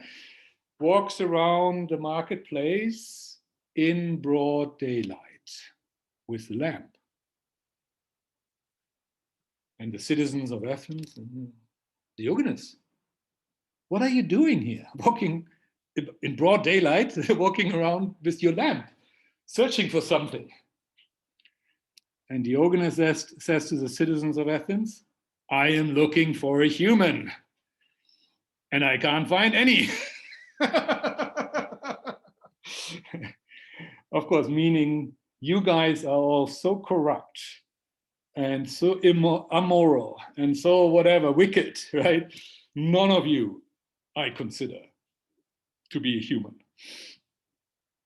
Crowded marketplace, lots of, featherless bipeds walking around, but he goes with his lamp, I cannot find a single human. Yeah, that's Diogenes for you, and that's what I was reminded of, because I feel a little bit like Diogenes. I feel like I'm walking around with my light looking for a human, and I have a very hard time finding any. We are living now in the post-human world. Nothing has changed since Diogenes. Yeah. Now, announcing another prize. So we get to the good news part of the story now. I've called this prize the Lady Liberty Prize. And it's a prize for notable steps taken towards regaining our humanity. So remember, the 3 unwise monkeys is my prize for notable steps taken towards destroying humanity. And the Lady Liberty Prize is for notable steps taken towards regaining our humanity. And you will, is there such a thing? Yes, I think so. There is some dim, faint light at the end of this tunnel. I hope it's not a one-off kind of flimmer and wisp of the wheel, or how do you call that thing? The Irrlicht, we call it in German. That just briefly, lights up and then it's gone. I hope not. Now, what are the candidates? Ta-da! Finalist. UFC 261. Now, UFC, for those who don't know, is a sports format in the United States for mixed martial arts competitions. Broadcast in Singapore, for example, on my sports channel, Sunday mornings. So sometimes I watch it, enjoy it. For the last 12 months or so, there was no UFC event with audiences because of government policy. Not this Sunday, but the Sunday before, for the first time in around about 12 months, they staged an event with a full audience. This was staged in Jacksonville, Florida, US. 15,000 people in the audience. 15,000, you can see on the picture here, every seat taken. Only 2 measures in terms of COVID. One, all visitors, all members of the audience had to submit a confidential COVID-related health questionnaire. I wasn't able to find it. I would have liked to look at it. What are the questions they ask, right? Of course, they might be asking, have you been tested positive in the last, so and so many days? Or do you have any fever? Or do you have this or this or this or this symptom? They might ask these kind of questions, right? But the thing is, from all I could see online, when I was really trying to figure out how it worked, from all I can see, and if anybody wants to tell me that I'm wrong, and then please tell me. But from all I can see, there was no requirement to actually show a negative test. You would be asked about your health, and that's it. In other words, as with most normal things, the onus is on the individual adult to say the truth, right? And meaning you could lie and nobody would know. But if there was a super spreader event all of a sudden and they could pinpoint it back to you and you had lied about your health, then you might end up in court, right? Because you might then be made responsible for something, right? Responsible for something. But it is just a questionnaire, and the onus is on the individual person, the individual adult, to truthfully fill out that questionnaire. That's it. And there's no control mechanism. There's no control, as far as I can see, no control mechanism whether you are saying the truth. There's no testing equipment. There's no fever thermometer anywhere that you have to pass by, and nothing of that sort. Just a questionnaire that you can submit, within a certain number of hours before the event. And you can do online, or you can even fill it out upon arrival at the event, in handwriting, I guess. Most people probably did it online because it seems inconvenient to do it there in person there. But that's it. Just fill out a questionnaire. That was one measure. And the other measure was they were having people at each entrance handing out free masks to anybody who wanted a mask. So they made the mask available to you, to anybody who wanted it. But the onus, again, was on the individual adult to decide, do I want to wear a mask? Do I feel, am I concerned? Either concerned about my own health or concerned about my neighbor's health? If you want to wear a mask, you're welcome to do so, and we even supply it to you. Very convenient, right? But there was no requirement to wear the mask. And I saw it, the event, and I would say about 5% or so of the people I saw there were wearing masks. So 95% of all people in the room, as far as I could tell, did not wear a mask. It's free choice. Responsibility on the individual person to do the right thing, or whatever they deem the right thing, right? Truthfully respond to our questionnaire and choose whether or not you want to wear a mask. No other constraints. Every seat was taken. Now, if you put something into the questionnaire that alarmed them, they might not permit you admission, and would then give you a refund. Okay, but if you look at the crowd, every seat was taken. So there cannot have been a lot of cases where people were rejected. Probably almost none, right? So everybody was let in. That's the point. And it was the responsibility of each individual to behave like a mature adult. And that, to me, is the right way to approach this. And it's always been. This is how we could have done it for the last 13 months. The Swedes, to quite some degree, not fully maybe, but to quite some degree, have done it this way. But they, for example, did forbid, I think, large groupings, like large conglomerations of people.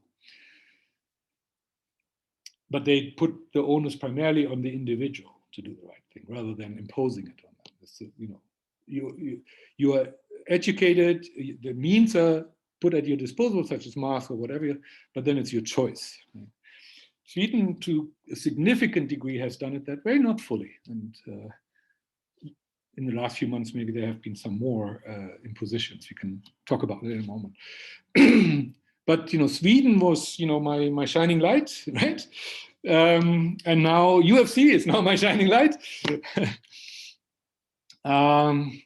Now this Sunday, they did it in Las Vegas, which is their main arena, and there were no spectators. So apparently the state of Nevada does not permit it yet. Which reminds us that in the United States, as well as some other countries, India, Brazil, Germany as well, Great Britain, you have like 4 nations, as they call it, and so on, right? There are states, Germany has 15 states, you know, where there are countries in which the decisions about these measures are taken primarily at the state level and not at the federal, meaning nation state level, right?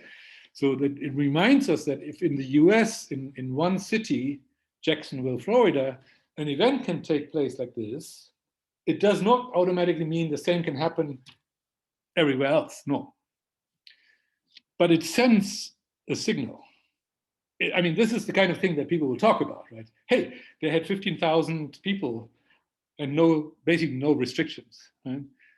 We are back to normal here, right? This is back to normal. The only ones who were apparently mandatory to wear masks were the staff of the UFC, so the organization that organizes the thing. I think their policy is at the moment still that their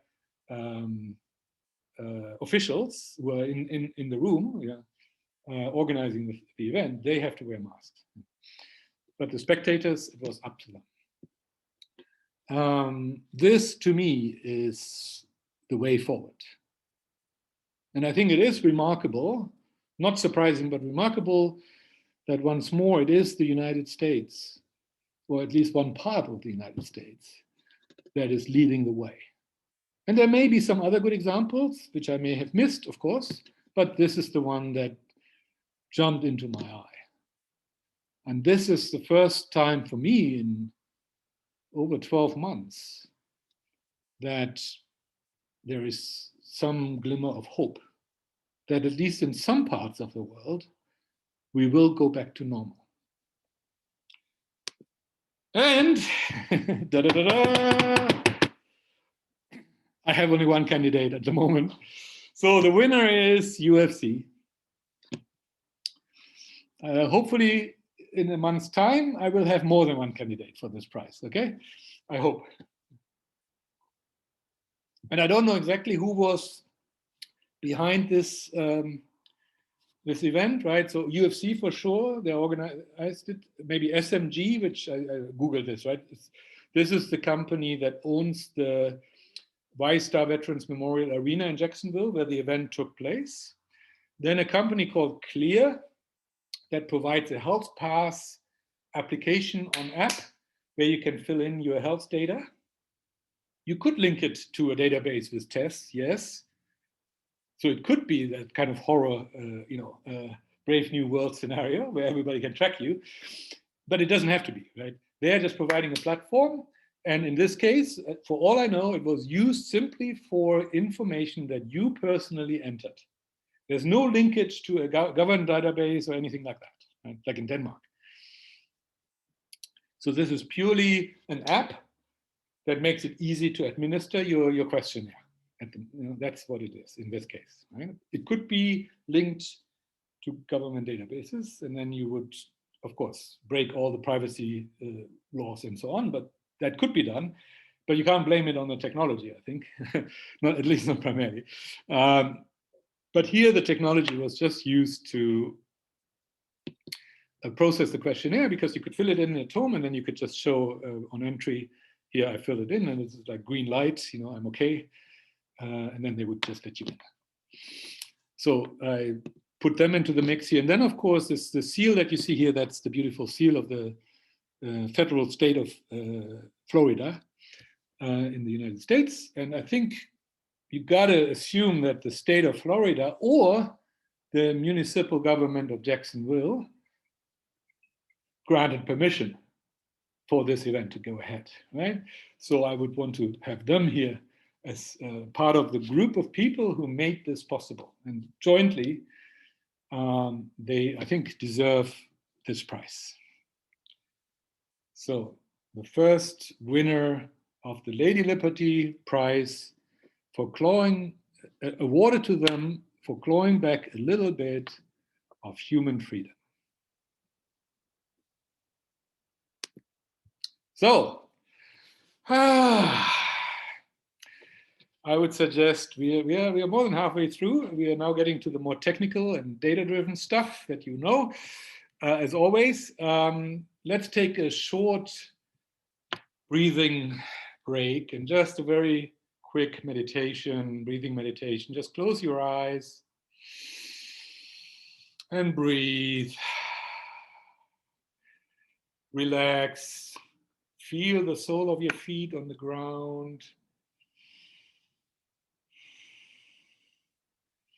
Feel the back of your seat pressing against the back of your body. And breathe. Relax.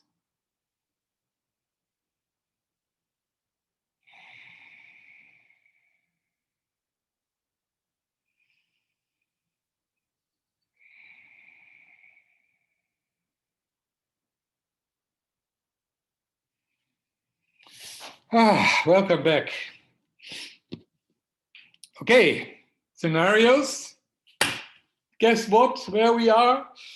Still in the same dungeon, deep down in the southeast corner of our scenario quadrant, deep into the fractured world.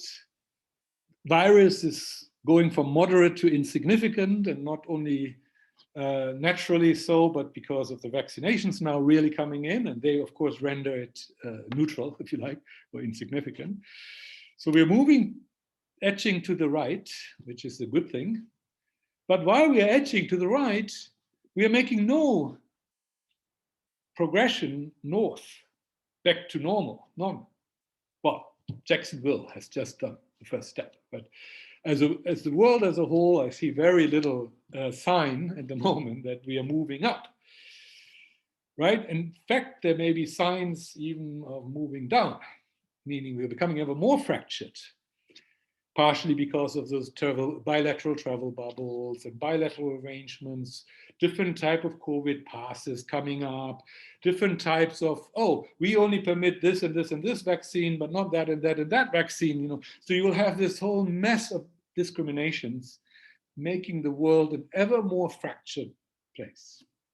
So we are trending to the right, and we are trending down into the global response becoming ever more ineffective and in fact destructive. And at this moment, despite the Jacksonville UFC event, I'm not seeing any change in this trend at the moment, okay? We'll continue tracking on a monthly basis. And of course, the hope is that one day we will go back up north here towards the early spring, which is back to normal. But we are not at the moment. In terms of data update, my model, my spreadsheet, shows that we are now at about 68% global penetration. Remember, I'm modeling the world except China. Reason being China not providing any data. So I can't, and it's too big to just throw into the mix, right? So I'm leaving China outside of my model, because any wild assumptions I would do about China, they would skew the model one way or another. And since I know nothing about what's actually happening in China, I don't want to do that, remember? So China is not in this model, but the rest of the world is in the model, meaning my model covers 7.8 billion, or now it's actually almost 7.9 billion people on this planet, minus 1.4 billion Chinese, okay? That's my model. And within that world, the world ex-China, as of 1st of May, 68% of the global population has been infected as a primary infection, first infection, with SARS-CoV-2. That's quite a significant step up from last month, because I think two things primarily. Brazil had a lot of fatalities, and remember, I'm calculating the infection level on the basis of the reported fatalities. I adjust the fatalities by any additional information. As I talked about earlier, India, for example, I multiply it by a multiplier. Iran is the same. Some countries I use excess mortality figures that they reported by the end of last year, and then adjust those excess fatality figures, try to create an adjusted fatality number on the basis that some countries report their COVID fatalities quite accurately. And so the reported numbers are fine. And some countries significantly underreport. And where I have any kind of reason to believe that there's an underreporting going on, I try to fill that gap and model something that is closer to the actual figure. And so that's how I calculate the fatalities. And then I use those fatalities times the IFR, and I've explained many times how I got to a global IFR figure. I shall not repeat myself here. That gives me then the global infection level. So according to that calculation, 2/3 of humanity have by now been infected with SARS-CoV-2 worldwide. And it's a big step up from last year because, last month, I'm sorry, big step up from last month because Brazil peaked during this month. Now the numbers are coming down, but it peaked maybe about 2 weeks or even 1 week ago, not so long ago. And India came up very strongly, as I said, and may just about be to peak, or may not yet quite have peaked. But so at the moment it's high. So India and Brazil were key drivers of this significant increase in infection levels in the last months. In contrast, previous big drivers like the US and the UK, who have very progressed vaccination programs, their numbers are significantly down last month. The numbers in continental Europe, they are starting to come down, but they're maybe trailing the UK and the US by maybe a month or so. I mean, I don't know exactly, just because they were slower to begin with to get their vaccination programs up and running. When you look at the last 7 days, which I will show you in a moment, but which I'm doing, right? I look at the vaccination the last 7 days to use that as a basis to extrapolate a trend. I would say that at this moment, it seems in the US and the UK, vaccinations have slowed down a little bit. So they had a strong start. Vaccinations are currently a bit slower than they were in previous weeks. That could either be slowdown on the demand side, meaning most of the people who wanted to be vaccinated already had been vaccinated, right? And the demand starts going down. That's possible. Or it could be on the supply side that they had a lot of vaccination, vaccines, doses, but they shut it all out. And now they're waiting maybe for fresh supplies, and there may be a little bit of a dip in the supply. Right? So it could be either demand side dip or supply side dip, or it could be both, right? I don't know. But it's totally plausible that having done very aggressive vaccination programs in the UK and the US, that they seem to, right now, they seem to be flattening a little bit in that effort, right? And to some degree, they've already achieved what's most important, which is they're vaccinated by and large those at-risk groups. So in a way, they're already close to getting the full effectiveness of the vaccination program anyways. Not entirely, of course, because there will be some people who don't want to be vaccinated, right? Some people who are just not, not found. But, they're not so far away, both countries, I think, from reaching, basically most of the people they would want to reach with the vaccination. Yeah. So that you would expect some slowdown there, right? So no surprise. In contrast, in continental Europe, in several of the countries that I looked at, in the last 7 days, vaccinations are really coming up quite steeply, which suggests that after a lot of like elbowing each other for supplies and not having enough supplies, and the suppliers not supplying fast enough or whatever, it seems now there is finally a lot of supply in Europe, and they're now being rolled out, right, and vaccinated. So in Germany, they announced last week, one day, that they reached 1 million jabs in a single day. They administered 1 million jabs in a single. So that's country with 84 million people. 1 million. That's that's a lot in one day, right? Not all days will be the same. On weekends they do less, etc., etc. But so you can see that Germany now is really rolling the stuff out, right?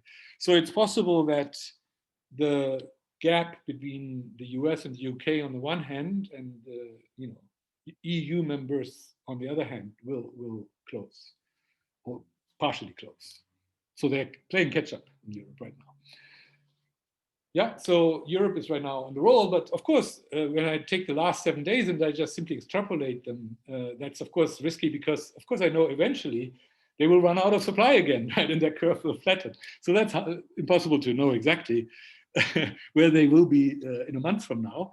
But at the moment, in those Western, developed countries, rollouts are either already well advanced, like in the US and the UK, or they are now really happening, like in the EU. Yeah. So that's why even in the EU, we're a little bit behind, but in the course of May, I think you're starting to see, fatalities starting to come down. And anyways, it's end of winter season anyway, so they should be coming down, right? So they said this before, it's difficult to unwrap the different factors because they overlay, right? But I have a sense that now in all of Europe, pretty much, not maybe Russia so much, but in most of Europe, vaccinations are starting to really kick in and have an effect on the numbers, right? So that's why this month, and maybe also in the next couple of months, most of these infection level progression will be driven by countries outside North America and Europe. And to some degree outside Latin America, because in Latin America, Mexico is already at herd immunity. Peru, I think, is at herd immunity or very close. Brazil is not far away now from, they had their peak and they, had a lot of activity over the last few months, but now coming down, they are not far away from herd immunity. And I believe big countries like Colombia and Argentina, I don't have real data on them other than, the worldometer data, but, just looking at their fatalities relative to some peer countries in the region, I think they are not that far off herd immunity either. So you could even see that most of the Western Hemisphere, most of the biggish countries in the Western Hemisphere, over the next month or two, you will really see them getting towards herd immunity, either naturally or in some cases, Chile, for example, has a very aggressive vaccination rollout. So Chile would reach herd immunity by vaccination, like the US, whereas many other Western Hemisphere countries are reaching herd immunity naturally. And then they're starting to vaccinate as well, so that comes on top and accelerates things. Right? Yeah, but some of them already had herd immunity, as I said, Mexico, for example. So I didn't do a prediction for the next few months because there's so many moving parts. And as you remember, my predictions were never very close to what I then calculated. So I didn't do any predictions for the next few months. But I think this month was quite a strong increase. I think that will flatten.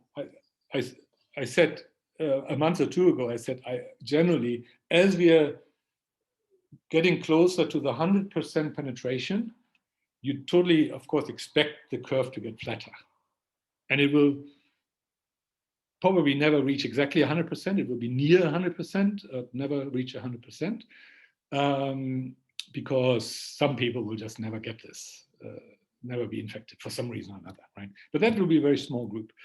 So you get, naturally, you would get very near 100%. Now with vaccinations now kicking in, it is possible that because if people get vaccinated now and maybe they let themselves be vaccinated again in the future, or the vaccination is so powerful in terms of preparing your body to create the right neutralizing antibodies that they may never be infected because they are so well prepared, so armored. I don't think there will be that many of those cases, but there will be maybe some. So in other words, we will never reach 100%. And one thing we see that the vaccinations, of course, I mean, the primary objective is, of course, to prevent severe disease.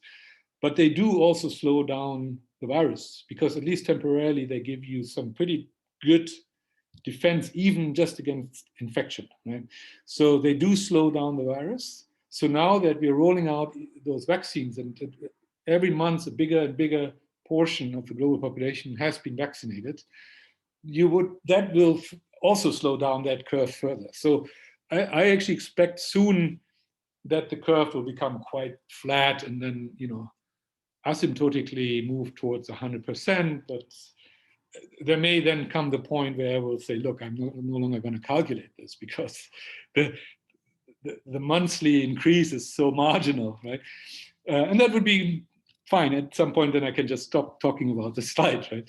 But I think we're not there yet. As you can see, actually, the last month was a bit accelerated. So we're still, far enough away from 100% to have significant activity there in terms of new first-time infections. Iran is an interesting case. They already reached herd immunity a couple of months ago. But they, about 1 month ago or so, they had the Iranian New Year. And a little bit like in China, the Iranian New Year, all the families who are spread out the country visit each other. Well, like Christmas, maybe in Western Christian societies. So the New Year is the time for families to come together and unite and celebrate together, right? And so during the Iranian New Year, millions and millions of Iranians went all over the country, traveling and meeting up with their family and friends. And as far as I could see on the news program, there's very little social distancing visible. Some people are wearing masks, but many people don't. And I didn't really see any social distancing. So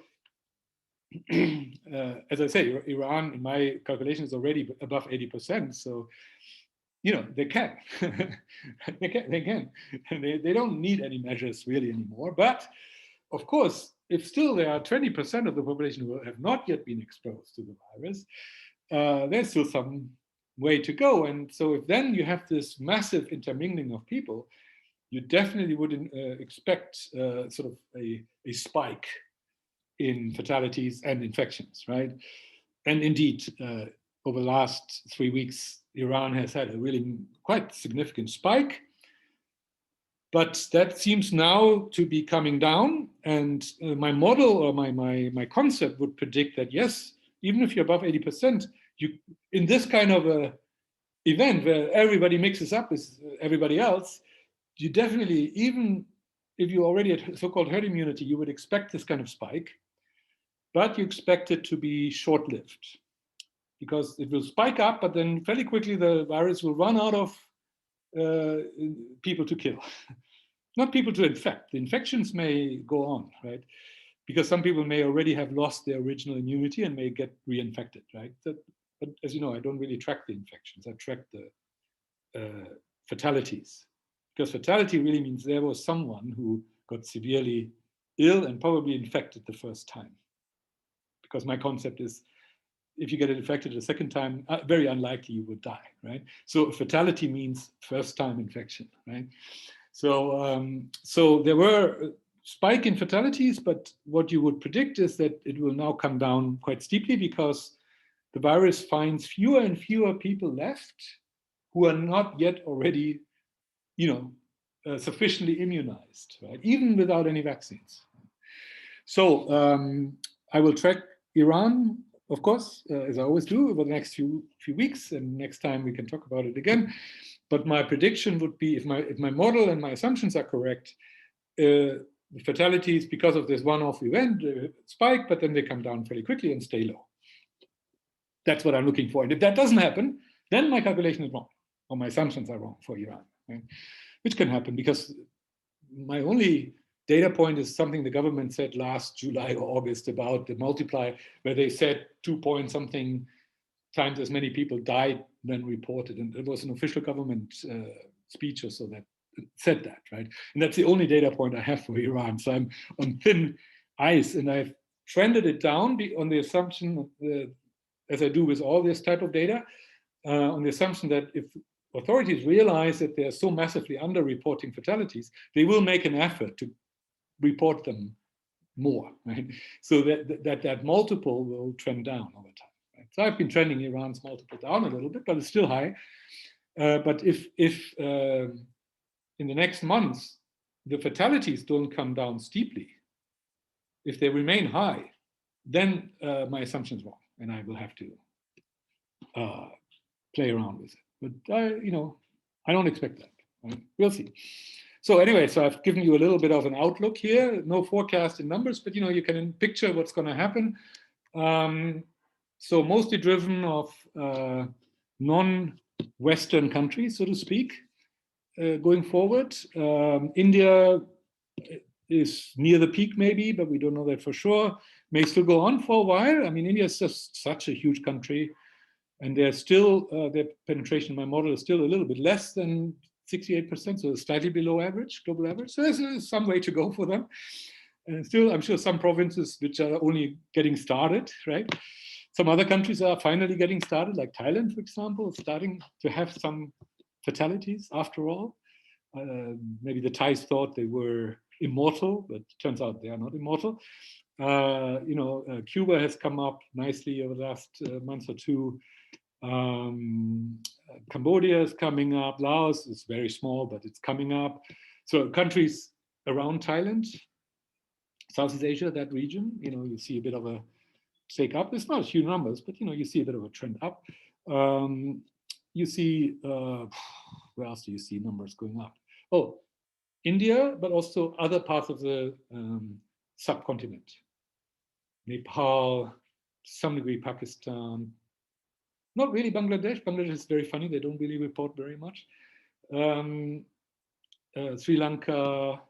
So, the whole subcontinent, I think we are seeing take up there. So maybe that will continue in the next couple of months. So I expect this curve, as I said, to flatten. But, there may still be quite some progression next month. That's what we are, I think, looking for. Okay. Briefly on the fatalities, remember at IFR 0.19, given global population minus China, expected COVID fatalities a priori 12.2 million. So that's this line that you see here cutting across. That's sort of the target. Not the target. I mean, you hope to avoid the target, but that's the theoretical level if my IFR is correct. Right? If the number goes above that, I will have to adjust my IFR higher. It will force me to do that because then, remember, I trended IFR down and based on gut feel. If I've overdone that trending down, then the model will tell me that eventually, and then I will have to adjust back up. Yeah? So all of that is possible, but at the moment, we are, in terms of COVID fatalities, we are at 8.3 million. So we are still about 4 million away from that ceiling, purely conceptual ceiling, but it's my assumption. As you trend towards that ceiling, just like the same as with the infection rate that I talked about on the previous slide, you would expect the fatalities eventually to flatten, right? As you get closer to the 12.2 million and maybe never hit the 12.2 million. Now that we have vaccines really, that's very clear, prevent fatalities. So as we are rolling them out, you would expect the fatality curve to flatten even more than otherwise. And you would expect it to hopefully fall quite a bit short of 12.2. So if we end up at 10, let's say, or 10.2, and getting really flat, then there will be a point where we will be able to say, yeah, the vaccines probably saved 2 million people. That would be, I think, a fair, if that happens, that would be, I think, a pretty fair statement. I do expect that the vaccinations save people in a durable way. Even after the effect of the vaccine wears off, doesn't really matter, because my argument is the immune system has then sufficiently been prepared and is not really at risk anymore. There's exceptions, of course, as always, right? But so there will always be some fatalities, just like there are always some fatalities from influenza and other, even from other colds. There's always some cases where a person just has a common cold, but for bad luck or whatever, they don't get rid of the cold sort of lingers on, and finally it gets into the lung and they get a pneumonia and they die, right? These cases always do exist, and they will also exist with this virus, I have no doubt, but they will be so small that we can ignore them as we ignore the other cases, right? So that's what I mean when I say there is a ceiling, right? It doesn't mean fatalities will be zero going forward. It means fatalities will be too small to bother, too small to worry about. That's what I mean. Okay, yeah, so calculated excess mortality, I have no new data. I've just sort of continued the same formula that I built 1 or 2 months ago. Remember, I got fresh data, I refined my formula a bit, and so I'm carrying on with that. The significance of the calculated excess mortality, I've been saying any excess mortality in these years, we should just simply assume that it's due to our COVID reactions. That's just I say so by definition. Yeah. There are no other reasons in the world right now where there should be excess mortalities. Of course, there will be some other things going on. There may be a strong influenza wave coming somewhere, right? But in general, we don't see anything on the horizon that would suggest that the excess mortality this year should be different than in the last 3 years, the last 5 years, other than COVID. But not COVID so much, but COVID is part of it, because some of this difference between the 10 million and the 8 million, 8.3 million, some of that difference is unreported COVID fatality. So people have died, they are excess mortality people, but they were not registered as COVID fatalities, but they may well have been COVID. So there's some of that possible undercounting in there. But more importantly, I think, this is really people dying because of poor government responses, mistakes being made, including honest mistakes, as I call them, and also criminal mistakes, such as no oxygen in India. That I consider not an honest mistake, that's a criminal mistake, because it was perfectly predictable, right? So, if people die of oxygen shortage, so they haven't really, strictly speaking, died of COVID, I don't know, maybe they will count them as COVID fatalities, I don't know. but if they don't count them as COVID fatalities, they are certainly the excess mortality fatalities, right? So, or I gave other examples before. If someone who needed an urgent operation couldn't get that operation in time because the beds were taken by COVID patients, then that's a sort of a spillover effect from the COVID treatment, meaning not enough hospital beds or whatever. Government has not prepared sufficiently. In the early stage, that would have been excusable, so that would have been an honest mistake, but the longer the thing progresses, the less excuse for not having enough ventilators or hospital beds, right? There's no excuse anymore now, right? So if people die because of that, then those are excess mortalities that we should count not as COVID fatalities, but as side effects of our COVID response. Right? So I'm tracking those as well, because we might find in the end that our COVID fatalities are below 12.2 million. So thanks to vaccinations, and we've saved some people. But our calculated excess mortality is actually above 12.2 million. And we have, or even if it's not above, we have to add it. Even if it's not above 12, we have to add it on top, because these are indirect fatalities, at least conceptually, reflecting, poor government responses, mistakes made, and so on. Right? And the possibility is that even though the COVID fatalities will be below the 12.2 million, the total fatalities that I attribute to COVID, directly or indirectly, may be above 12.2 million in the end. And if they are, then net, it would mean government policy had killed, net killed people. It has saved some people, but it killed others, and the number of the additional killed is greater than the number of those saved. Then you could say, yeah, but some of those are honest mistakes. We shouldn't count those, because honest mistakes, they will just happen. It's natural, and you can't blame any government for that. True. We could then go and say, well, let's take the honest mistakes out and just take the rest. Right? But of course, with every step in these kind of considerations, you become more iffy with your assumptions, right? Because you may have to make so many assumptions, right? How many were, what do we know about how many were honest mistakes versus not honest, criminal mistakes? Right? You treat on very shaky grounds. My best guess, I said this, I think last month, my best guess is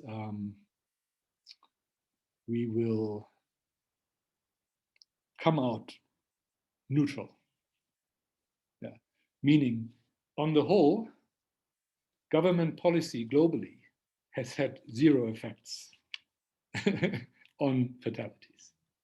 The fatalities with all these measures comes out the same as if we had just done, let's say, what the Swedes do, right? Everybody be responsible, everybody, take care, be mindful, right? But on your own choice, like the Jacksonville, Florida model, right? So I guess we will find that all these discriminatory, these outside of legality, state of exception kind of measures, lockdowns, locking people up, quarantines, all that, net we may find has had zero effect. That's at the moment my guess, but we'll see where we end up.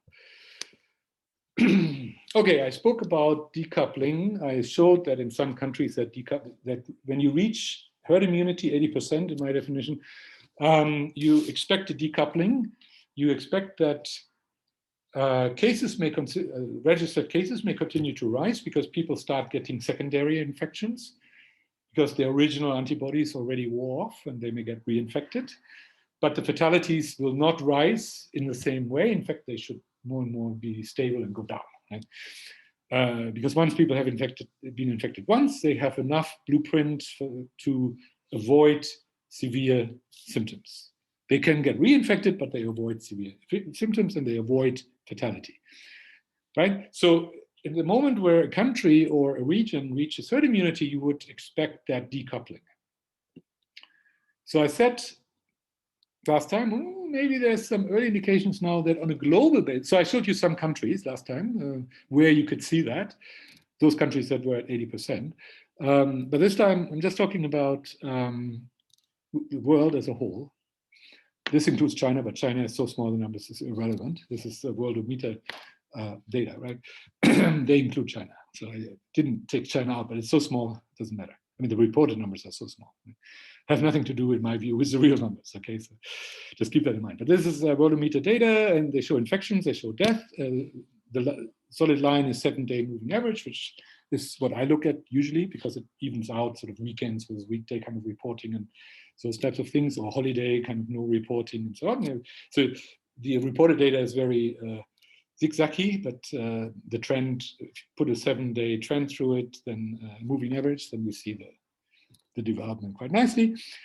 So infections reached a trough in February. They had reached the first peak in mid-January, then they went down steeply partially because a lot of European countries imposed very significant restrictions after Christmas, when the numbers were kind of going up fairly significantly, and significant lockdown or other measures. And then they started going up again, and just recently reached let's say a temporary peak. I'm not yet arguing this is the peak. It could be, but I don't know that yet. But at least a temporary peak on 29th of April.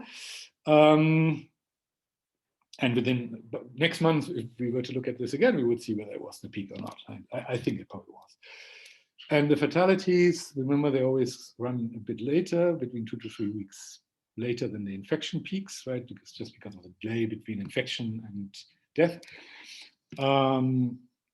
You see there was the peak in late January, then a trough in mid-March, and then currently we are probably moving towards another peak, but not quite there yet, right? Now, what you can see visually is that as of today, the infections have gone up more steeply than the death in the last few weeks. So it does look like a partial decoupling, but it is actually too early to tell because of the delay in the death. We would, we would have to wait longer to really be clear, because the next 2 weeks or so may still see significant increases in the deaths, possibly. I don't actually really think so, because all the trends I talked about, they tend to start really pushing the death down on aggregate, but we cannot be sure yet. So this is undecided as of today, whether there is a decoupling yet. But this is one of the arguments that supports my concept of what's going on. Remember, if there were no decoupling, then it would weaken my overall concept behind the model that I'm building. So I will be keenly expecting this decoupling sooner or later, right? And I'll be tracing the data and report again next month. Okay. The other thing I owe you that I promised was, remember we built this ideal fatality curve based on Sweden, saying Sweden is sort of the ideal country in that it had very limited government impositions. It has some, but less than many other countries where we have data.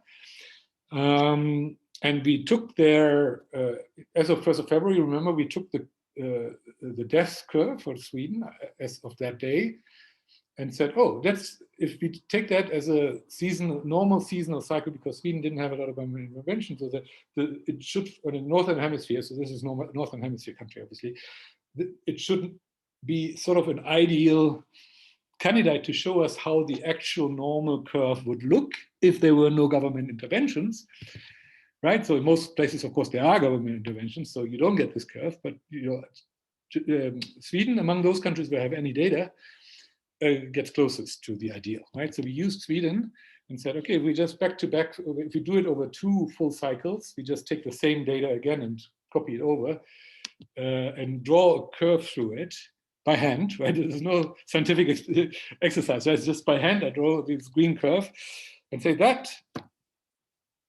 roughly would seem to be the curve, right? So you take the Swedish data away and you say, this is your ideal seasonality of this virus, or seasonal pattern of propagation of this virus over 2 cycles, meaning 24 months, in a Northern Hemisphere country without government or with limited government intervention. Okay, that's how it looks, right? And the dates I've plugged in down there, they're just conventional, right? 21st of March is normally considered start of spring. Start of spring, yeah. 21st of September, start of autumn, start of spring, start of autumn, yeah? So this is just to indicate in our calendar when we see seasons start. The virus activity, the common cold activity obviously doesn't know our calendar. They go by certain climate conditions, and these will vary every year a little bit. So the common cold activity will vary every year a little bit, right? Because viruses don't follow our human calendar so precisely, but in general, it does relate. You can see here 21st of September being the beginning of autumn. You can really see, at least in Sweden, in our ideal curve, that's really when activity really starts, and then it sort of peaks somewhere, in the early midwinter, and then it, starts coming down with springtime, right?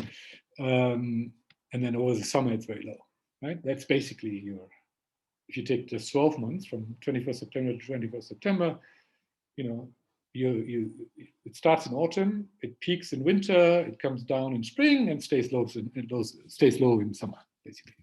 That's what it is. Right? You may say, yeah, we kind of guessed that. And I would say, yeah, we kind of guessed that. So I'm not claiming too much value add from this curve, but empirically it is what we would have expected it to be. And we are now here 1st of May, that's where we are today. So you can see we are sort of starting to be on that really downward trend, meaning at least insofar as Northern Hemisphere countries are concerned, naturally fatalities would be trending down now, even without vaccines. And the vaccines just accelerate that further. More importantly for the vaccines, maybe it's not that they're accelerating that now, that trend that we would anyway see, but the big effect of the vaccines will be once all the people who need it have been vaccinated, and in Europe and North America, that will be the case by 21st of September, I think, then you should not see, at least in those countries, right, where you have had full vaccination of people at risk, you should not see the curve going up anymore. That's where the real impact comes of the vaccines, right? It comes next autumn, right? Because without the vaccines, it would sort of go up again unless you already had herd immunity, naturally, right? But because of vaccines, it will not. It will just be flat, right? And it will be flat forever, is what I'm saying, right? Okay, now what I wanted to do, just pick a few countries to map actual progress against this theoretical curve. Now, Sweden, up to when we created this curve in February, it obviously hugging the curve because the curve was modeled on Sweden, so it should be hugging it. But you can see, interestingly, in January or so, the government of Sweden did impose some restrictions. So they, for example, started imposing a negative test requirement for any person entering Sweden, which they didn't have before. And I think they may have also imposed some other measures. I think not too heavy measures, as far as I know, nothing super heavy, but obviously the curve is significantly lower since like January, roughly, than my theoretical curve would have predicted. Now, my theoretical curve is just a theoretical curve. Maybe I was a little bit, maybe that curve here is just drawn out, and it should actually come down sooner, right? Maybe the curve is wrong. Or, they've found a way to have fairly effective ways to delay, slow down the virus without being too strongly imposing themselves on the people. Now, the government might not have wanted to do that, but they might have come under a lot of pressure, from the population or from the opposition to do more. As people say, you have to do more. And maybe they buckled under that pressure, and we'll see how that pans out for Sweden. One of the risks, I said, of clamping down on the general cold season's activity could be that you stretch it. So if you press down too much, the virus will just continue the activity on a lower level, but for longer. Meaning, come summer, you may then have more activity than the curve would have predicted, you see. So you've not actually abolished that activity, you've just stretched it over time. That may be the case. Now, even that people who are in favor of these measures would say yes, but that gives us then more time to vaccinate those people. So therefore, that's been effective, right? In the moment where you do have vaccination on the horizon, stretching the fatalities does have a measurable effect, right? Last year it didn't, right? But now it does. So it did maybe to some degree, because you could say, if you can stretch it long enough, eventually the vaccines come, right? But that effect will be quite small, and certainly no relationship to the harm you do with your policies. But that's okay. That's a different question, not for this chart. But technically, what we could see in some countries who suppress the virus in winter, that its activity stays higher in summer to compensate, because the virus wants to reproduce, and they will. So they're adaptable. They're more adaptable than us. If we suppress them long enough, then they will just be active in summer instead. You see, even it suits them less well. It's easier for them in winter. But if we suppress them in winter, then they may just do their thing in summer. You see, so some of the suppression is just a delay. Let's see. In summer, we'll look at the data, right, and see. Of course, countries like Sweden, massive vaccination programs. If they vaccinate much of the population, then there will just be simply no more activity anyways. At least for a while, so many people have so many antibodies that the poor virus will be lying very low. But it may come back later because people get tired of vaccines, right? And then it comes back. So to really see what happens, you would have to then track this over years. I'm not sure I will do that. Okay. Germany, I picked Germany because they are quite heavy hitters when it comes to pulling out the hammer. Heavy hammer in the first so-called wave last spring. We see much less activity in terms of relative. I've just tried to scale it relative to Sweden, but this is imprecise. But there was less activity than in Sweden, because Sweden sort of let it run more. Then there was a very peaceful summer where people were not allowed to do anything all summer, even though we know in summer the activity would have been low anyway. So there was completely wasted measures and headaches for everybody for no reason. I talked about that before. But then one thing, I talked about the yo-yo effect. If you suppress for long enough, eventually the virus will just go through the roof. And that's what you see in Germany more than in Sweden, predictably, that the numbers then really in autumn shoot up. Because the virus will yo-yo back up after all this suppression. Whereas in Sweden, it was more gentle. Now then the government feels under pressure to pull out the hammer again, right? And so they did in Germany in like late December, the hammer again, and you see a steep fall again. But then the people get tired of the hammer. Now it's springtime in Germany, people say, at least we want to go out and enjoy our life a little bit. We haven't enjoyed life for 12 months, right? So government is under pressure to let go again some of these measures, and you see a spike up again. It's not a strong spike yet, but there's a spike up again. So what you could see in Germany is that these numbers for a while go up again, even though now the vaccination program is coming in full swing, so that will keep the numbers lower than without. But you could see a bit of that yo-yo effect here. Yeah? So in Sweden, where people are used to the thing, also herd immunity is already higher, and people are used to dealing with this in a reasonable way, and they put some additional measures gently on top, you may not see any yo-yo. Whereas in Germany, where they pull out the big hammer, then they let go, and then they hammer again, you would see more roller coaster profile. France, Italy, I would expect that roller coaster profile as well. So even more so maybe than in Germany. So maybe I should have bought one of those. I didn't, but maybe next time. So you see different profiles relative to the ideal curve in the reflection of the pattern of government policy. US, basically the US has been above the curve all the time. Right? So here in the US, of course, it's difficult because it's so many, 50 different states, and they have a variety of policies. I mean, some are quite liberal, like Florida. Some have been very strict, like California, for example. So to some degree, probably depending on whether a Democratic-led or a Republican-led. The Republican being generally more supportive of freedom and individual choice, and the Democrats being more, generally speaking, more in favor of government intervention. Right? So you could, I haven't done this, but you could probably map the states by Republican versus Democratic states, and you would see different patterns. But you would see consistently within those two camps, so to speak, right? So, but I haven't done that because that's really about domestic policies in the US, which is not my topic. But generally, the US has, throughout the whole progression until recently, always been above the curve, so to speak, right? Relatively, so less disciplined on average than the Swedes. In some states, they may have been more vehement in positions than in Sweden, such as maybe in California, for example. But in other states, they were far less or none. Right? But the Americans generally maybe not as disciplined as the Swedes. Remember, the Swedes are very disciplined. That's the curve for the Sweden. When I say ideal curve, I'm not actually saying this is the ideal society. I'm not saying everybody should be like the Swedes, not at all. I talked about this before.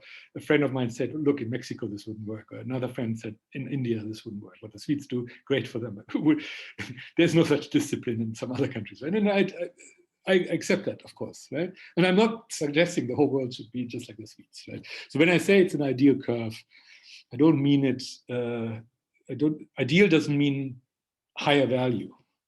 Ideal just means idealized or concept. It meets the concept. Doesn't mean it's the right thing for everybody. That's not what it means, okay?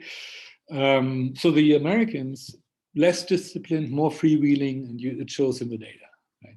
Generally more activity, especially also in the summer, because probably in America, there was not much interference with people's summer vacations or so, right? People went around, right? Whereas in Europe, they were all like staying at home. So in Europe, generally, the summer curve was extremely low. Unnecessarily, arguably, but okay. US, there was always some activity. So it was lower than in autumn or winter, but it was always there. So you could say this is another ideal curve. This is the ideal curve of a country where individual freedom is generally highly valued. In Sweden, they also put the onus on the individual. But there is maybe a greater sense of collectivism in the sense that people watch out for each other more, feel more responsible and act accordingly. Whereas in the US, they say, oh, it's up to me. And I do what I want, right? So it's a slightly different, I mean, the curves are not that hugely different, but you can see a bit of a different mentality there, right? So that means that the US, of course, has a higher herd immunity already, over 50%, compared to Sweden, maybe less than 40%, and Germany just over 20%. So you see big differences in how far they already are in terms of herd immunity. And then, of course, in the US now, recently, last 2-3 months, you are really starting to see the vaccination setting, more than in Sweden and Germany. As I said earlier, Sweden and Germany, they're now coming up. But up to recently, they were just slow to ramp up their vaccinations, whereas the US was faster, right? So this down curve here, below what you would have anticipated, that must be significantly due to the vaccines. Again, maybe I'm a bit pessimistic about this curve here. But I mean, maybe it's should be a bit shorter, but I don't know. I modeled it on last year's curve. But last year was a special case because it was the first time the virus hit. And the profile in the first few months is not representative. Remember, a lot of errors, a lot of people died unnecessarily because errors or just sheer bad luck because materials were, intubation wasn't available or whatever. So, errors were made, including honest errors, also some government errors, significant ones. So the early data from last year is not representative. That's why I had drawn the green curve here a little bit lower. But maybe I should have drawn it even more lower, right? And maybe here I've just been a little bit too pessimistic, so to speak. And actually the green curve should be a little flatter already. But be it that as it may, right? It's just a sort of indication.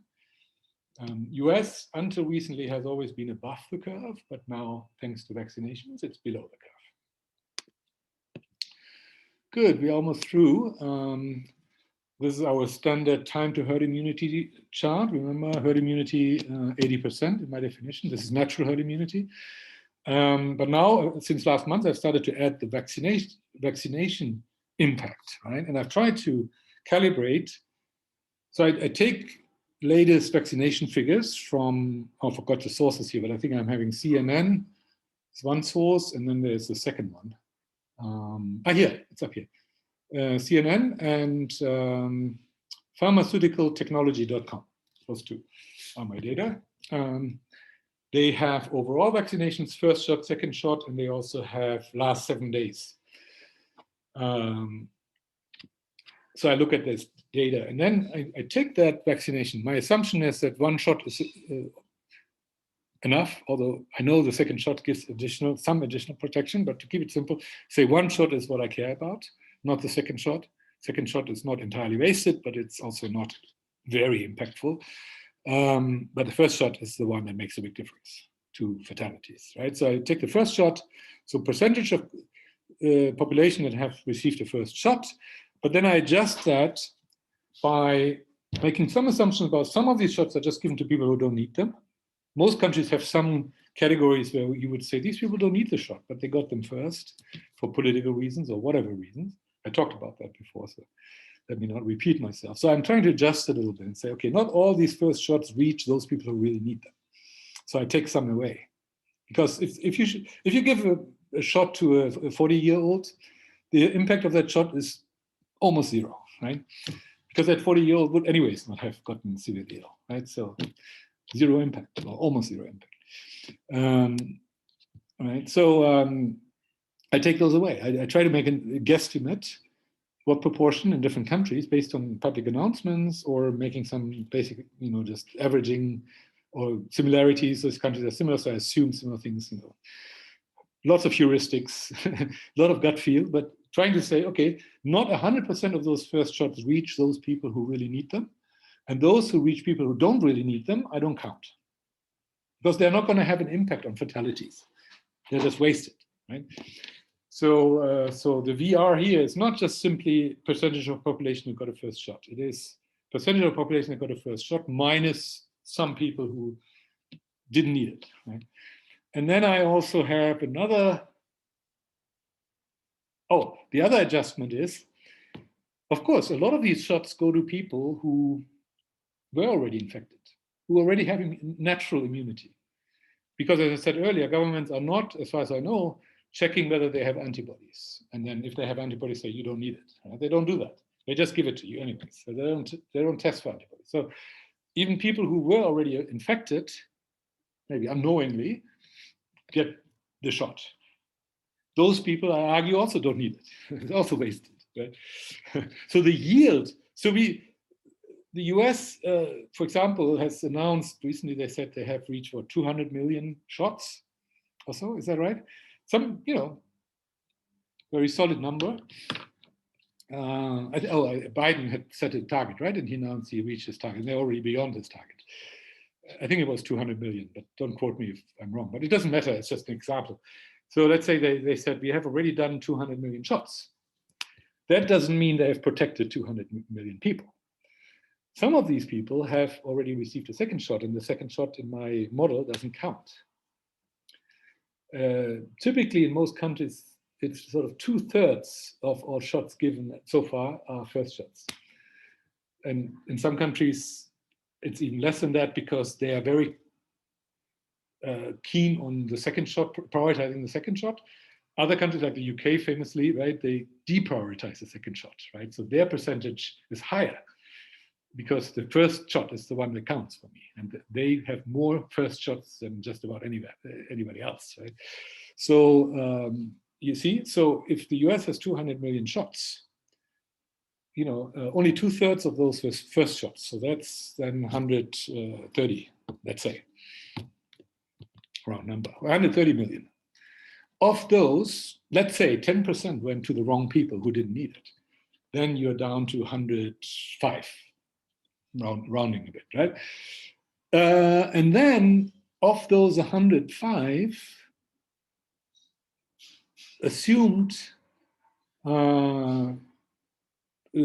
herd immunity in the US being 50%, half of those already had been infected. So instead of 105, you have 52 or 53. So the number effectively protected by those 200 million shots is actually 53 million people. Okay? I know that you could argue with that methodology and say, but you know, I need to find a heuristic to build a model here. So if the US has had 200 million shots, it means 53 million people actually got an effective shot that protects them. But then I assume that protection is 100%, okay? I know it's actually in real time, in real life, it's not, right? The first shot is maybe 80 or 90%, but to simplify, I say that's 100% protection, but only a subset of those who received shots actually needed it, right? So that's how I deal with these numbers, right? So when you see here in the second column, VR, meaning vaccination ratio, that's adjusted percentage of population already reached, meaning first shot adjusted for those who don't need it. US is already 43%, so the 2 million cannot be right, must have been more than 2 million. Sorry, 200 million, it must have been more, because 43% of the population would already be, what, 150 million? So if it's been 200 million shots and you adjust it down for herd immunity and for, you know, wrong people being given a shot, that would be less, right? That would, as I just calculated, maybe 53. Maybe I was a bit aggressive on my numbers, maybe 60 or 70, but not 150. So they must have had either more shots or I'm not assuming that in the US very many wrong people are being vaccinated. But, you know, again, herd immunity drives this to some degree. So the herd immunity is what I'm calculating it is, so that has an effect on the US number. So if I have 43% here, they must have given already way more than 200 million shots as of yesterday. You can check it up. But that just to explain how the methodology works, right? So the percentage of vaccination ratio of the population is an adjusted number. Number of first shots adjusted for pre-existing herd immunity, adjusted for some people just, even though they hadn't had herd immunity, but they didn't need the shot anyways because they're young or whatever, right? That is the calculation behind this. But with all that adjustment, you can see that some countries like US, UK, Chile are making very good progression. This is already more of the population who actually really need it, right? Actually, I should cap this and say, no, these countries have already reached all the people who need it and who want it, right? In some of these countries, you can't force people to take it. So some people who should take it don't want to take it, right? So that's up to them, right? So you'll never reach all the people you would ideally want to reach, because some people just reject it, and that's their right. At least in some places, they still have that right. Yeah, but so some countries excellent progression, other countries not so. But as I said, Europe is sort of now coming up. And what you see is that the back to normal countries, many of them are already at herd immunity, some of them very close. US, UK, as I said recently, a slowdown in the vaccinations. That's why they still have a few months ahead. But if they accelerate the vaccinations again, they may be done in a month or two. It's possible, right? It's just a matter of, do they get it out fast enough or not? Or if really vaccination activity is now slow because a lot of people are not forthcoming who are targeted, but they don't want it, then it may just flatten and they take a few months to get herd immunity. But all of these countries up there, they are within reach of herd immunity, right? And even the muddle through countries, some of them now, and again, this may be skewed, and next month it may be the time horizons may have lengthened again, which is counterintuitive, I know, but a month later and they have lengthened. How could that be? Yeah, just because these time horizons, as I said, are calculated based on the last 7-day average. And if the last 7-day average just happened to be very high because they just sort of had a big boost in vaccinations, but next week it goes down again, right? So then it may well be that next time I report a time horizon that is longer rather than shorter. That's possible, right? But the trend is in Europe to now really roll out vaccinations. So there's a trend towards catching up with North America and the UK. And you have some countries like Turkey, India, where there's strong progression both in terms of natural herd immunity as well as now starting to have good progression on immunization. Vaccination. So India, for example, in the last few weeks has really started rolling out vaccinations in a significant way. So that's good. And we just have to see, can they sustain that, or is that a short-term boost and then they run out of stuff and they flatten again, right? I don't know all these details on every country, right? But we will see. But even so, Turkey, India, they're sort of going the right way. Indonesia, both natural immunization is not happening so quickly and vaccination also not happening so quickly. So their curve is quite long. And Egypt now is even longer than some of the new normal countries. That's because although Egypt already has a pretty high natural penetration, 60%, its vaccination program is almost non-existent.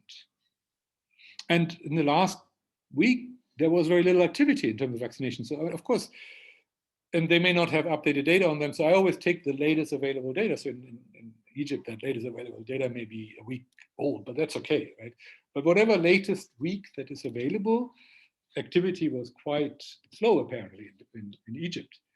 So they get almost no, in the forecast, they get almost no boost from vaccinations. That's why this time to 80% is so long. And also the reported fatalities, even with some multipliers, relatively modest, right? So apparently the virus isn't particularly quick in Egypt, but the government is very slow with vaccinations. And that combination means Egypt at the moment looks like has a long way to go, right?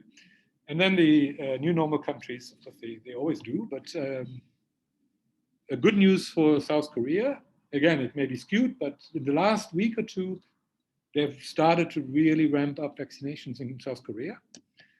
So that all of a sudden shortens their, if they were to continue, and they're really steep. If they would continue in that, they would be through it in 20 months. But this may change, right? This may be a temporary rollout and then they slow down. We'll see. But let's hope that these new normal countries will really get going with their vaccinations. They've been very slow in general. But if they, and some of them are wealthy countries, so they can afford it, right? So if they are really ramping up their vaccinations now, then we will see those time to 80% numbers coming down significantly, right? Even Thailand has made some progress recently, but that's not so much in the vaccinations. That's currently making some progress in the natural progression, at least in the last week. There were actually some measurable fatalities in Thailand for a change. So but they're still over 100 months away from herd immunity at the current trend. And the world as a whole, minus China, is 9 months or 10 away from this is an average figure for the world. It doesn't mean your particular country is like that, right? But on average, across the entire world population, in 9 to 10 months, we could be done. And we could have reached herd immunity. And if governments then said, okay, we recognize we have herd immunity, we recognize it's good enough, we recognize we can go back to normal, they could actually go to normal by December, by 31st of, or 1st of January. Will they? I doubt it. I really doubt it. But we're still on track towards, in theory, we could, right? Just because of vaccinations now really coming in. Okay, where are we? Looking ahead, yeah, our scenarios is a bit of a forecast. Okay, as I just said, I used to say, last time I think I said, there is a chance to be back to normal, 1st of January, 2022. And I think last time I said 10% chance. I was trying to be optimistic. I've now put that to 0. Of course, it's not strictly 0. There's a bit of a chance, right? But it's close to 0. Then I've said, okay, chance that we are pretty much precisely where we are today, that 8 months from now, we're still in the same place. Certainly progress in certain countries, some opening up in certain countries, some countries going back to normal, Jacksonville back to normal for sure. But not all countries by any stretch. And because it's a global view, it means we are still very much in the fractured world, even if some countries go back to normal. If not all countries go back to normal, then we are still in a fractured world, or at least the majority of countries, let's say. So and then we would still be down there and without a strong movement north. 50% chance. And the third scenario, I said, is it could even still get worse. And I'm still saying that. Despite all the great progression on the vaccination, I don't know what may come. I don't know how in Europe people will take to these massive discrimination programs being rolled out that I talked about, right? In Denmark and probably elsewhere, right? I don't know how people react if some countries start vaccinating babies who really don't need this stuff, right? And I mean, it may even be negative, more of a risk than any kind of, there's no return, but there could be a risk, right? But the US are talking about it already. Oh, next year we can start vaccinating babies. Yeah, they're testing it now, of course. Before they give it to babies, they will test and they will probably find, no, it's safe. Yeah, it's safe, but it's also completely useless. And again, I don't know yet what it means if you prevent the immune system from doing the natural immunization, the natural exposure. Some people say some of these vaccines are so focused, they may give you a better protection than your own natural immune response could. And protection in the sense of it will be even quicker to produce the right neutralizing antibodies. I get that. I can totally see that an artificially induced vaccine could be even better at that than the natural immune system response. I buy that. However, an infection is a complex thing. It doesn't just consist of like one step of the virus coupling with your cell and then penetrating the cell. Most of the vaccines, in some way or another, prevent the virus from either docking onto your cell or penetrating into your cell through the membrane, right? Those are, I think, if I remember correctly, the main stages where the vaccine interjects and, prevents that.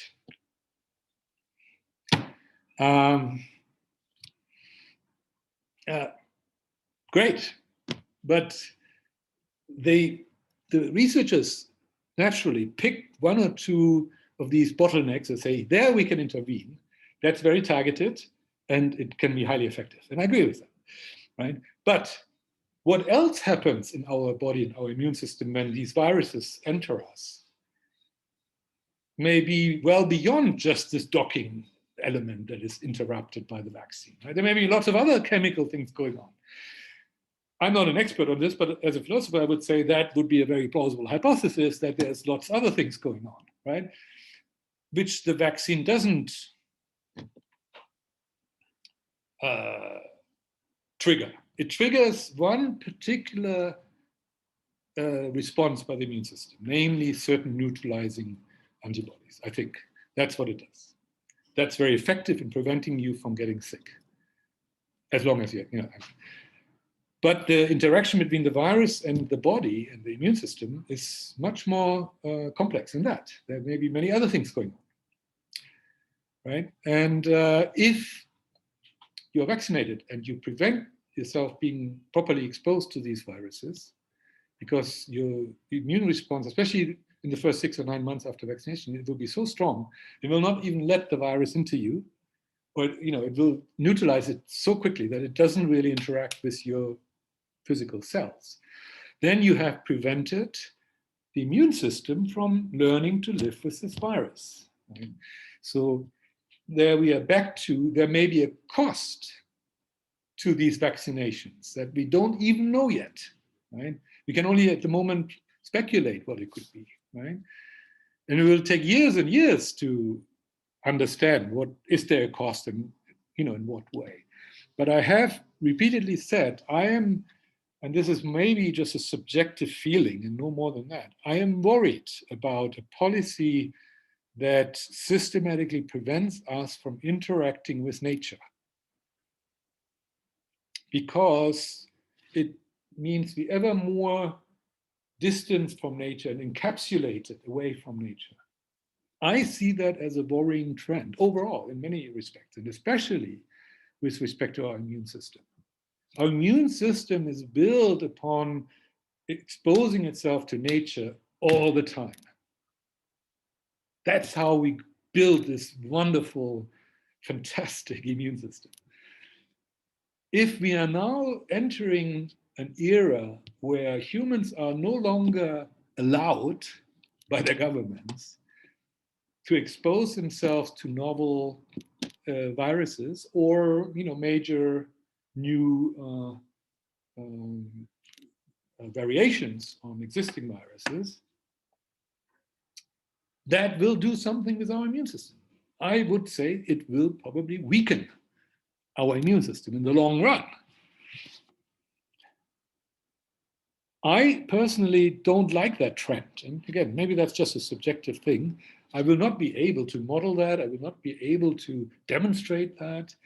But it is just a feeling that more and more we are detaching ourselves from the planet that we are living on, as if we don't want to be part of it. Right? And it ends somewhere where we will all be living in a sterile capsule. It could be on Earth or on the moon. It almost then doesn't make a difference. Completely detached from our natural environment. We are no longer part of nature. We have created our own little world. Right? Probably science fiction to say that could ever happen completely. But I think it's not science fiction to say we are moving in that direction in a significant way. And I would challenge that. And I would want to have at least a debate about that. But I don't hear anybody publicly talking about these possible unintended side effects or consequences of our policy, including the vaccine policy. Everybody is like, oh, vaccines are super, they work so well, it's so fantastic, and everything will be fine. Yeah, except we are not learning properly to live with this virus. At least some of us don't. I mean, 60% of us, according to my numbers, have already been exposed to the virus. Actually, the virus is quicker than we are.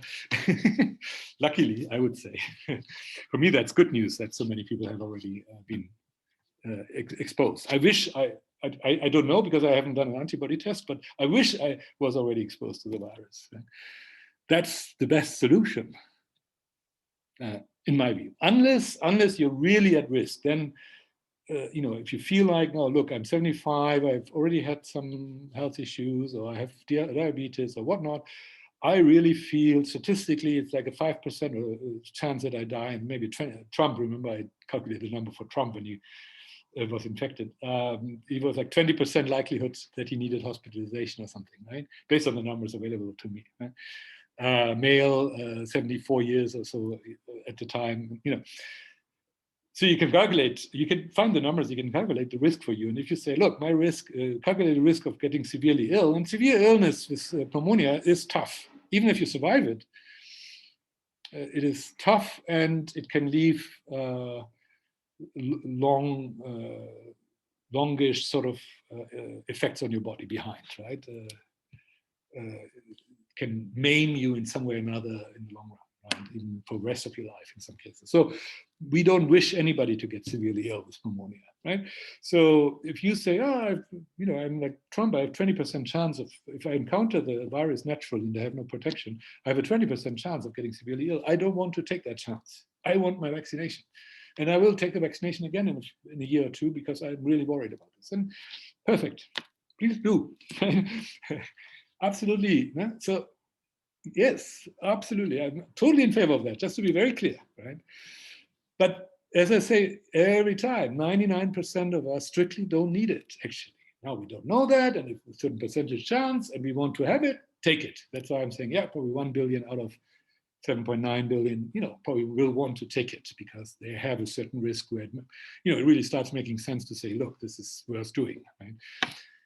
But it leaves another 6.9 billion who don't, right? Who really don't need this. And for them, in my view, the best solution is just expose yourself to the thing. Just do nothing. Just let it come to you. Say welcome to it, and you know, and live through your cold. And once you've had it once, you're like, okay, great. And most likely you won't know that you had it because you think it's just a cold, right? But and it is just a cold, actually. Yeah, in some cases you may then go, oh, I think I may have had, you know, SARS-CoV. I may have been infected, and I want to test for it. And oh, I'm positive. Yay! Good news. That would be the right attitude for most people, in my view. I don't want to say right attitude because it's a judgment call. You decide for yourself what's the right attitude for you. But my sense is, for most people, that would be healthy to say, I trust my immune system. I have a low risk. Yes, there's some risk, but it's a low risk. You know, I just want to live normally with this thing and not have to worry about it, right? And not think about it. And just go about my normal life, right? And get to know this virus and be good friends with it, right? That, I think, is a very rational way to deal with the situation for most people, for the vast majority of people. Not happening, unfortunately. So, yeah, most people don't seem to think like that. I don't know why, but yeah, here you go. But so yeah, so I think there's still a 50% chance that things get worse before they get better, partially because of this discrimination within countries and discrimination across countries. Some all of a sudden declaring we're done. Others, you know, oh, we can't even get basic amount of virus. You still have a lot of, you know, elderly who haven't been vaccinated. How come? Right? And quarrels and so on. Although I'm less worried about that now because, I mean, vaccinations will soon flood us, as we saw earlier. People are over-investing in them. Very soon we'll reach the point where we have more vaccinations than we need. So there will not be a war over vaccinations, but there will be significant disagreements about how to accept each other's vaccines, how to reopen the borders, if at all. There may be blocks that form, you know, a Chinese bloc, or I don't know, a Western bloc, maybe not. Who knows? The crazy things can happen. So I'm still putting a 50% against a scenario where we say it could even get worse in terms of fracturing the world. The vaccines may reduce some of the fatalities, yes, but they may also increase further the divisions of the world. It's possible, I think. And I still say, if we go even further down, that there is then a 10% chance, if the world is so fractured and it remains locked off, at least into blocks, that we will have the issues I talked about earlier of, you know, some people never getting properly exposed to it, and the IFR going up. As I said before, I don't think that's a very big likelihood or big margin. But the bigger concern I always had is that if we keep geographies locked up for longish periods of time, the virus will evolve separately in them, and we will have multiple ecosystems of this virus. And eventually, one virus will have become many viruses. Because if they develop long enough in each ecosystem separately from each other, they will become significantly different over time. And at some point, no longer be the same virus, or at least not the same variant. Right? We already have a proliferation of variants. And as I said, our fragmenting the world, closing the borders, has a tendency to accelerate that, in my view. Some people will say, yeah, but if you reduce the activity in a country, then you also reduce the mutation rate in that country. That is true, because of course, the more the faster the virus can transmit and replicate, the faster it can mutate. Because mutate is a random thing that it's just a numbers game. The more replications you have, the more mutations. That is true. So you lower the activity in your country through lockdowns and quarantines and whatnot.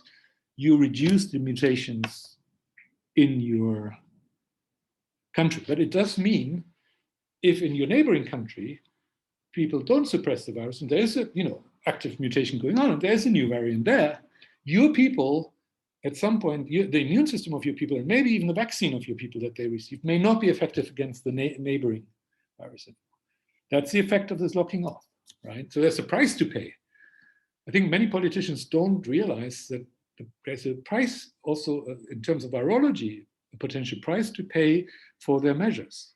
Obviously, it's a price to people's freedom, but I recognize there are some countries in which human freedom doesn't exist, or barely, right? So it does, it doesn't change anything. It's, so okay, fine. So countries say we don't know that concept of freedom or rights, basic rights. People don't have basic rights. Okay, so government can do what it wants, right? Dictatorship, yeah.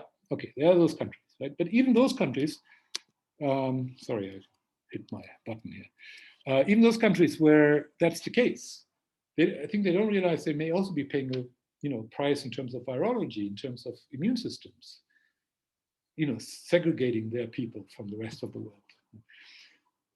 Again, not in the short term, I think. I mean, these things take some time to, but in the longer run, that could be precarious. So I'm giving, if we continue go even deeper into the fractured world, then by 1st of January, I will give it a 10% chance that we might even move back into a territory which you call the abyss, where the virus is getting more dangerous again instead of less dangerous because of government policies, right? So 10% chance there, but only if we go really deep into the fractured world, I would say. So that 50% times 10%, so the a priori likelihood is 5% of that, going that path, right? So not very likely, but I'm just putting it up as a warning sign. Yeah. Looking back in the head, I wanted to make a little bit of a summary. Which are the paths we could have taken?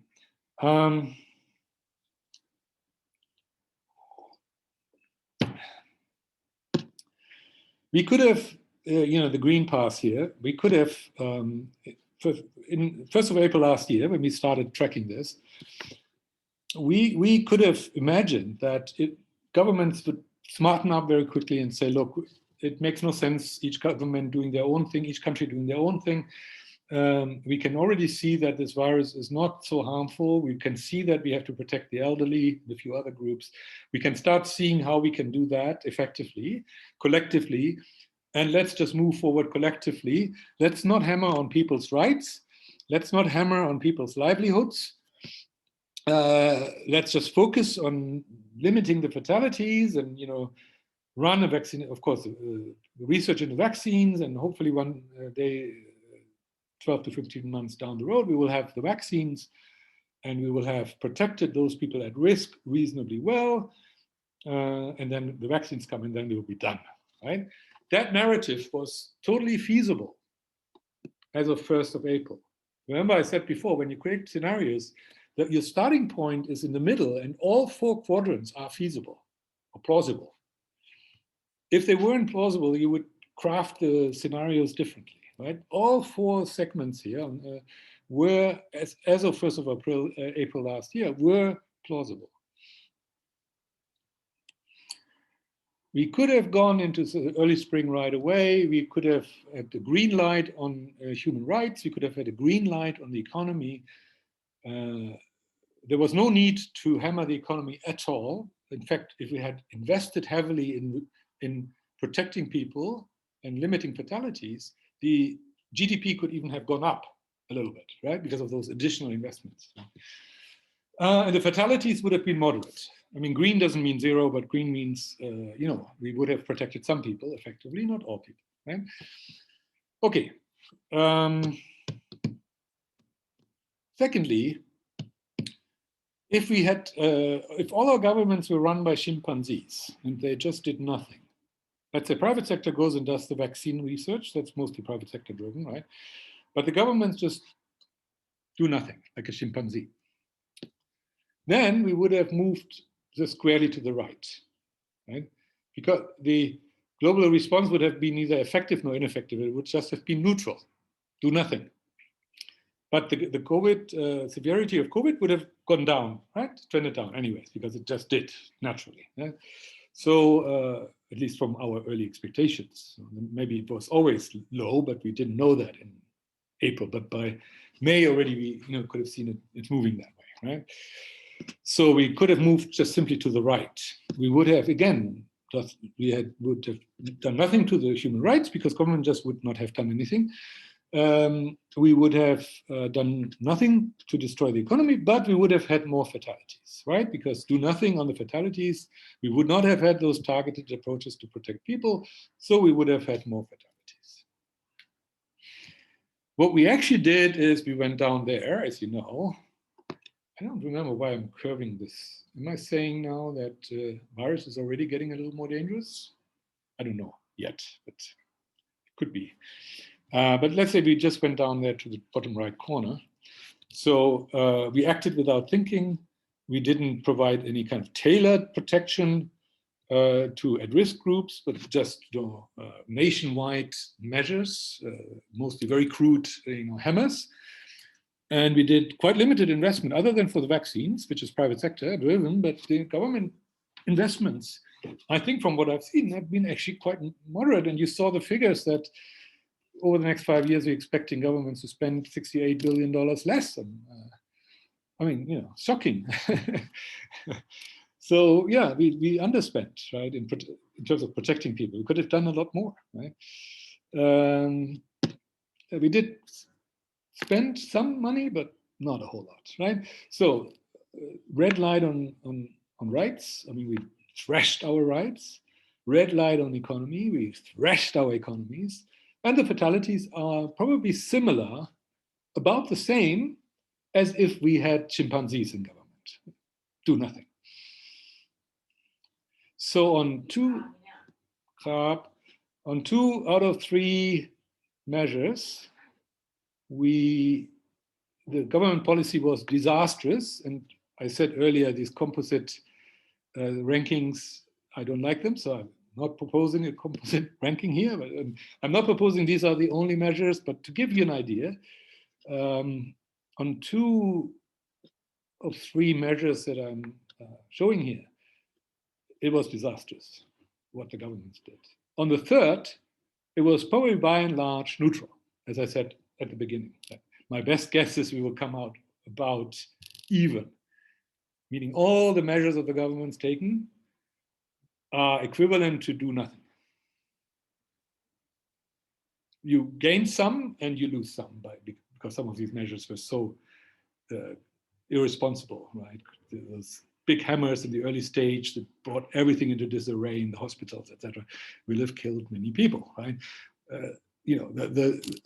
The refusal to roll out vaccines now, will have killed a lot of people, right? Even though the vaccines are available. Right?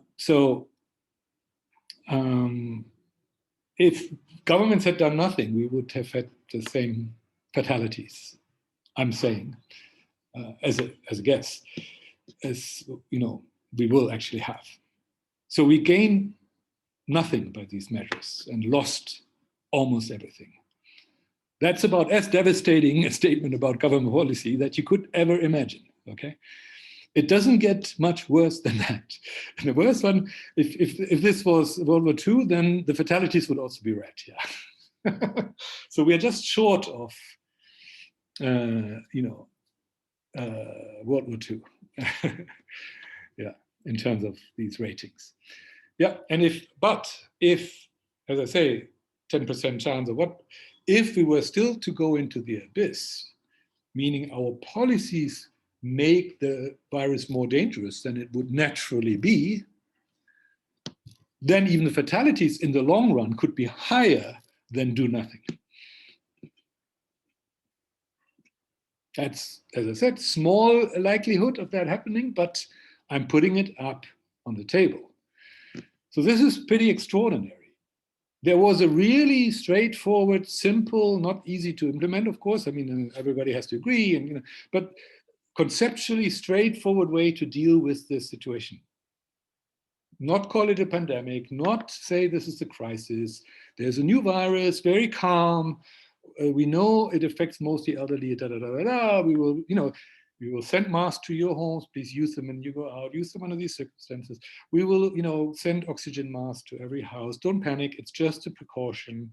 In case you need it, you'll have it there. It's free. We'll distribute it everywhere around the world to all households with elderly people. Da, da, da. I've talked about this at length, right? So the measures are, of course, I have just a few, and you could have thought about that in much more detail.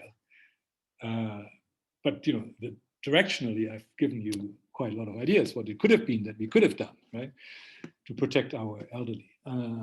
So, I mean, the range of outcomes now in retrospect is tremendous. I mean, we could have dealt with this so effectively that by May last year, we would have basically said, okay, it's running fine. Let's just focus on getting the vaccines so that we can vaccinate those elderly people so they can also go back to normal and don't have to wear a mask, etc. And the vast majority of us on this planet would have just had a normal life in the last 12 months. That was totally possible, right? If we had just monkeys, I mean, people without, or some kind of creature without any brain. So the problem with the human brain is it's too powerful. It can make too many mistakes.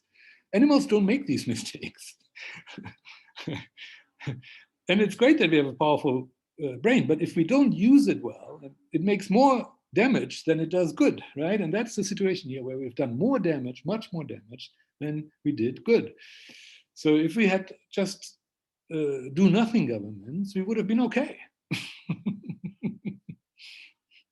But governments decided to do every mistake that they could possibly conceivably make, right? And they got us into this deep mess of the fractured world with a small risk to even turn the whole thing into an abyss, into a fucking disaster for humanity. That is extraordinary. I mean, and 12 months ago, if you had told me this story, I would have thought this is impossible. And I would have said, don't make a Hollywood movie of this because it's just too incredible. I mean, as I said before, a Hollywood movie, disaster movie, still has to have a certain credibility, even if it's aliens. We know there are no aliens, right? But I mean, at least the way the aliens behave would have to be somewhat rational for us or understandable for us. Otherwise, the movie wouldn't work, right? This could never be a movie. It is just too irrational to be made into a movie. So, what should I say? Off we go. Emerging items. I want to finish, so I keep it short. Article recently: birth rate tumble worldwide. That's here we are going into unintended consequences, right? This is preliminary data. I don't want to dwell on it too much, so we'll talk about it another time. But there, I said earlier, maybe a year ago already. Not quite a year ago, 9 months ago, there was indication that in some countries like the Philippines and Indonesia, birth rates had gone up during the lockdowns because people, A, maybe had nothing else to do, and B, had limited access to the normal, what's the name, condoms and other preventive means. they literally, because they couldn't leave the house, they couldn't get the stuff regularly and in time, and therefore birth went up, or not birth, but pregnancies went up, right? So some countries reported spikes in pregnancies. So there was a point where I said, maybe COVID, instead of killing people, it will add more people. More net more than it kills, right? That was my initial thought, because I thought, yeah, if you go into all these lengthy lockdowns, then people will just, do that thing, right? They have nothing else to do at home. But now the data that is emerging here in this article, and this is I think the Nikkei from Japan, and they didn't look at Philippines or Indonesia. They looked at mostly advanced countries in Asia and the West. So this is not necessarily representative, mind you, for the world. That's what I'm saying. Let's wait for some better data, right? Because most population and most births happen outside of these places that they looked at, right? So on a global basis, this may not yet really tell the story, okay? But in those advanced countries where anyways birth rates are already in decline and already quite low in some cases, like Japan or Korea or Germany. From their initial data, it seems last year, birth rates tumbled down further, faster than the trend. So in other words, the COVID lockdowns and the COVID policies have reduced birth, at least in those countries. Now, they may have increased birth in Indonesia or the Philippines. We will really have to get the full picture before we make any judgments here. But there's at least a possibility that the number of unborns that would have normally been born but weren't born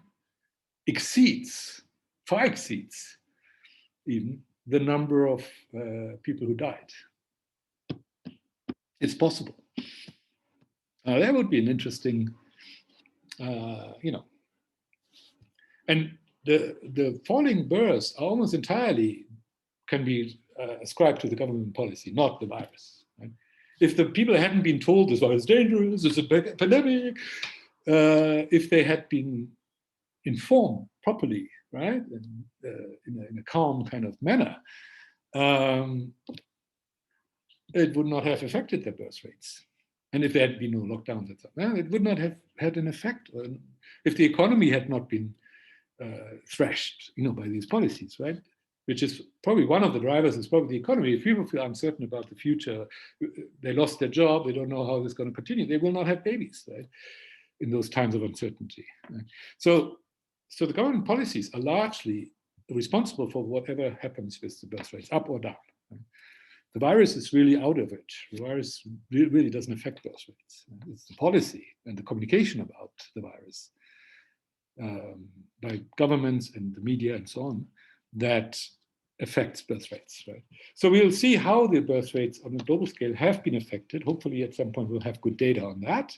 For more, like, this is interesting but not really representative what the Nikkei gathered there, as I said. So I'd rather see some more representative data, but there's a chance here that government policy killed far more unborn. It's not killed is the wrong word, right? I mean, prevented those that would have been born from being born, then they saved any kind of lives that they talk about that they saved, right? Totally possible. And that would be quite interesting, right? Because then you would start talking about this, right? Is this kind of a mass murder program? Is this systematically favoring the old people in favor of the people yet to be born? Is this, what is this, right? I mean, it would trigger at least some interesting questions, right? So we'll see. I just wanted to flag this. This could turn into good news. I mean, this could be a future winner of my Lady Liberty Prize. Why? I happen to believe that we are massively overpopulating this world. I mean, as humans, almost 8 billion of us now. And, I think 1 billion would be enough. I'm not suggesting any kind of euthanasia programs. Don't worry, I'm not that type of person. It's up to every single person to decide how many children they want to have. And I don't blame anybody for having many children if they want. I mean, that's your right, of course. I'm not arguing with that right? But I am saying that, given the impact we have on the planet and on ourselves, as we saw in the last 30 months, I mean, this whole mess is partially because of overpopulation. If we weren't so densely populated, we wouldn't have a lot of this, right? The virus would be slower, and we would be naturally more socially distanced, right? So this is partially an effect of course, social aging, as I said before, but also just population density, right? So yeah, I mean, I think we would just be much better off if there were fewer of us, and those fewer people would actually make more out of their lives than they actually do. That would be my idea. But you can argue with that, and you can have a different view on that, and I will not blame you for that, right? Because that's a kind of an ideological view, really. So if you like, it's not a philosophical point of view as much as a personal judgment, a subjective judgment.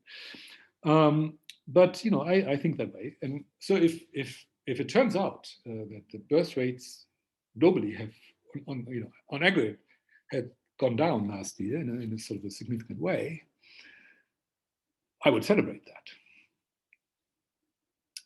And there would be, especially if the feeling is, oh, and this is not just a one-off, so after COVID it immediately pops back up, but rather it's just put the whole downtrend, shifted it a little bit further down, so that we reach peak population not in 2064 or whatever the forecasters have calculated, but maybe 5 or 10 years earlier. I think that would be a very good thing. Then this trend would win a Lady Liberty Prize, right? And I would even argue then, oh, hey, government policy had a, as awful as it was, had a positive side effect, right? There's always side effects, and some of them are not what you expect, right? But let's see, maybe in many countries, because of lockdowns, actually birth rates went up, and actually the opposite of what I just said is the case. And then I wouldn't celebrate. And in fact, maybe then it would be part of the 3 unwise monkey kind of candidate lineup, right? We'll see. Just wanted to flag this, interesting, I'll be watching it. What else? Okay, this is not new. We are at 68%, nearing 100. People who fall ill, about 1%. And now with the vaccines, this will trend towards 0. IFR 0.19. With vaccines now coming, this will go towards 0. Number of people killed by SARS-CoV-2, I just want to emphasize, nobody gets killed by SARS-CoV-2, right? People get killed by their compromised immune systems, basically. So number of people killed by the compromised immune system, I'm saying now we are at 8.3 million. Out of the expected number, which is 12.2, remember, we are now at 68%. Is it 68%? Yeah, really? Yeah.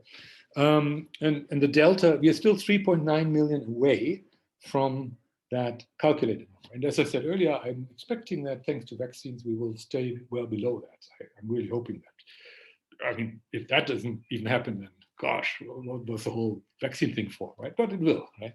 We will stay below that. And if we were to go too close to it or above it, then I would argue my IFR is a bit too optimistic and I have to adjust it, okay?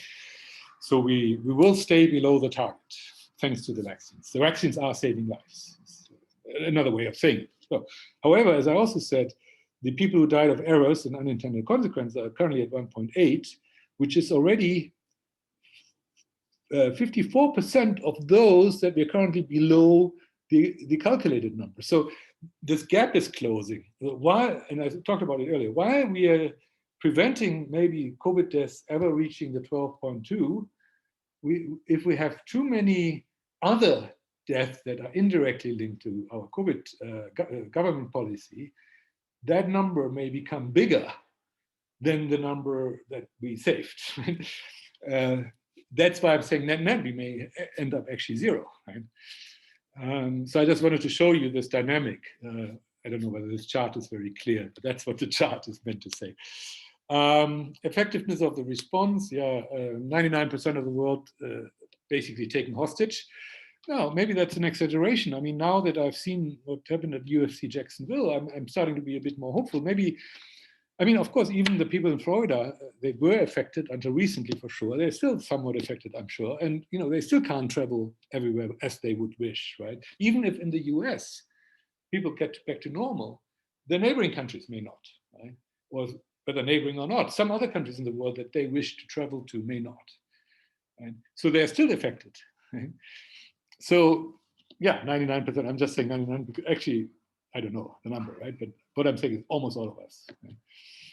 Many years, last year we had about 7 billion people disrupted. Why is it not 7.8? Because in the first 1 or 2 months, not so many people were disrupted, right? Just calendar year, right? This year it will go to double that, right? Because this full year probably will all be disrupted, right? And next year it may continue, right? So these are the number of man years governments are disrupting with their policies. And, you know, they have to compare this to the relatively puny numbers of people that maybe they are saving, right? Other than through the vaccines. I mean, they have to really think about that, but the relative weight of these things. Economic and social costs, same. And then the state of exception. You know, the case about France just sneaking in a legislation that short haul flights are banned, right? That is just an example. Governments very easily get used to a state where they can do what they want. They love it. Can't even blame them, right? They want to have power and they get the power, right? You can't blame them. They're just getting what they want, right? Except all the rest of us may not want that, but you know it's happening, and you know we may possibly be indefinitely in this state where governments just do what they want because there's limited control. Checks and balances are gone. Right?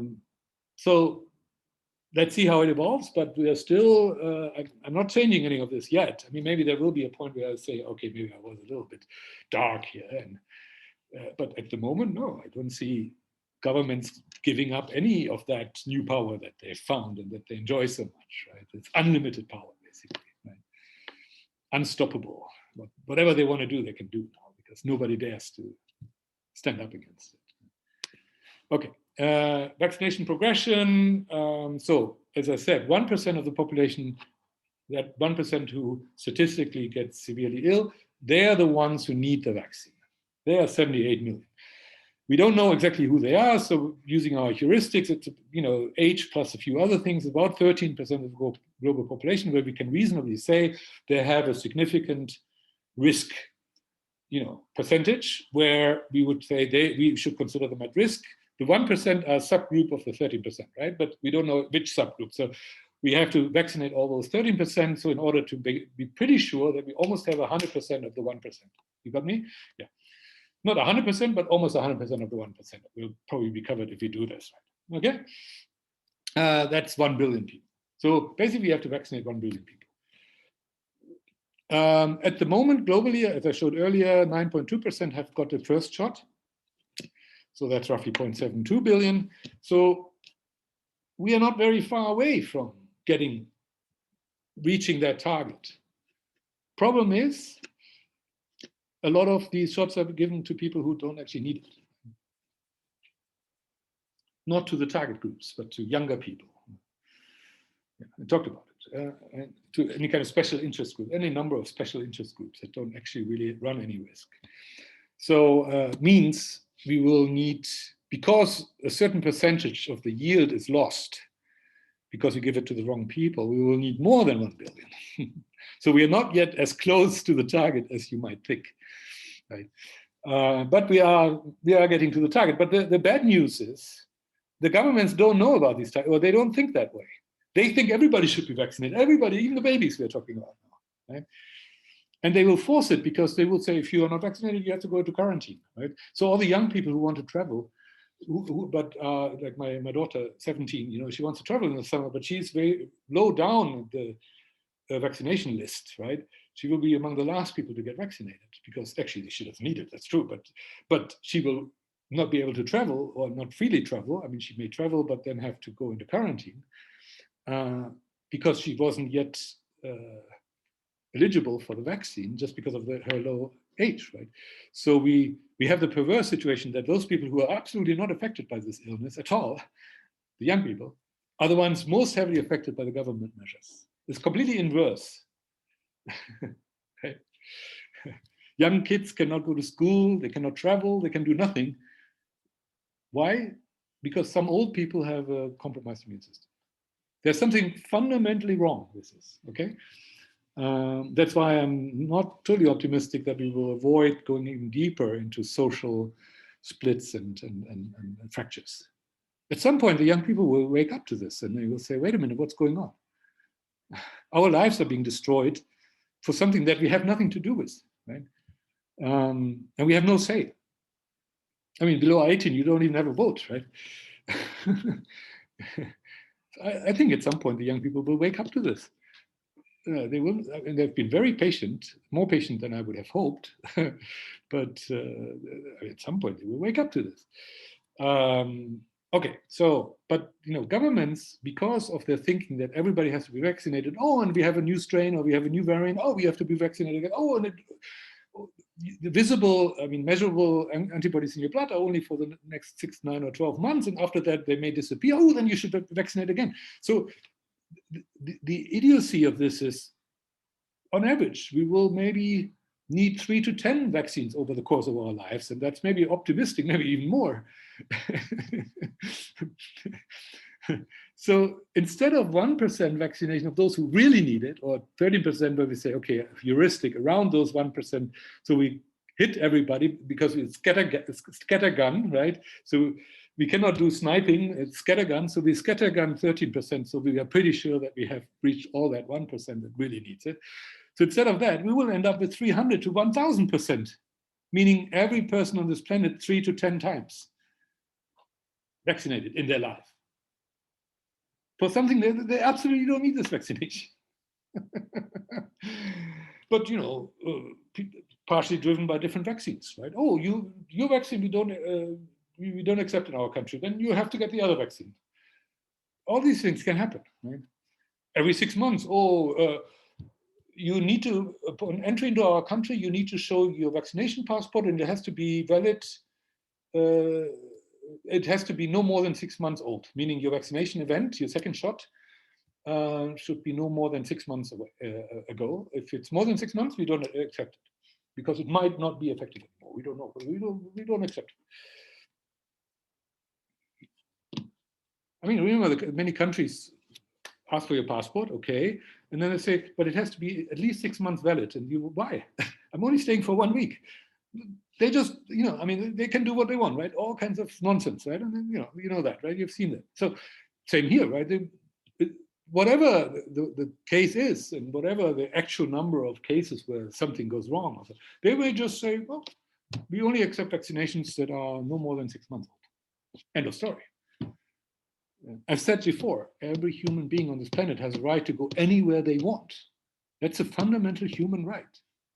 But governments pretend that they have a right to prevent you from going where you want. And they find ever new things to do that, ever new measures, visa, passport, this and that, this and that. Now they have a wonderful new tool to play with. This is a toy for little boys, right? Where they can show their power again. We are a nation state. We choose who we let into our nation state. There's no such thing as a nation state. That's an illusion. Human beings are real. Yeah, but they are being treated like a statistic. And plus any other items government choose to pile on top. Once they get the hang of it, right, with the Danish pass being the first one maybe. Once they get a hang of it, they say, oh, why only COVID? No, we want influenza. Oh, there are dangerous influenza strains out there. We want you to have, demonstrate that you've been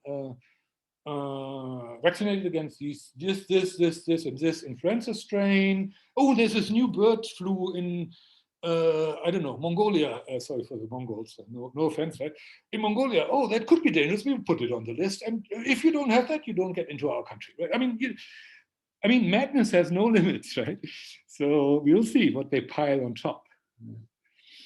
But actually, so little is needed to deal with the situation.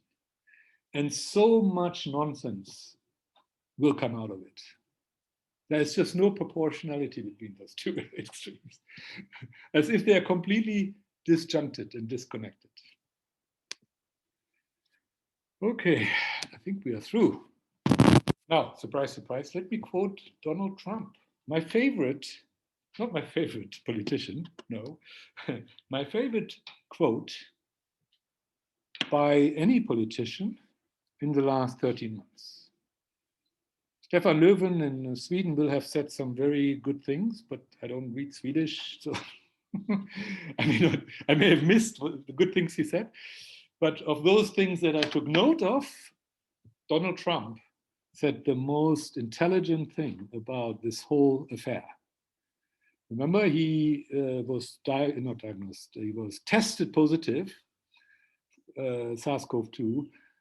He was hospitalized, I think, as a precautious measure for VIPs. And then 2 or 3 days later, he popped up out of the hospital again. Obviously, he didn't have a severe symptomatic, good for him. But he could have, I mean, as I said, 20% likelihood he could have had a severe symptomatic. So that being the president of the United States, people said, look, let's hospitalize him and monitor him very closely, because there's a 20% chance that, he would be severely ill, and a 5% chance that he might die, right?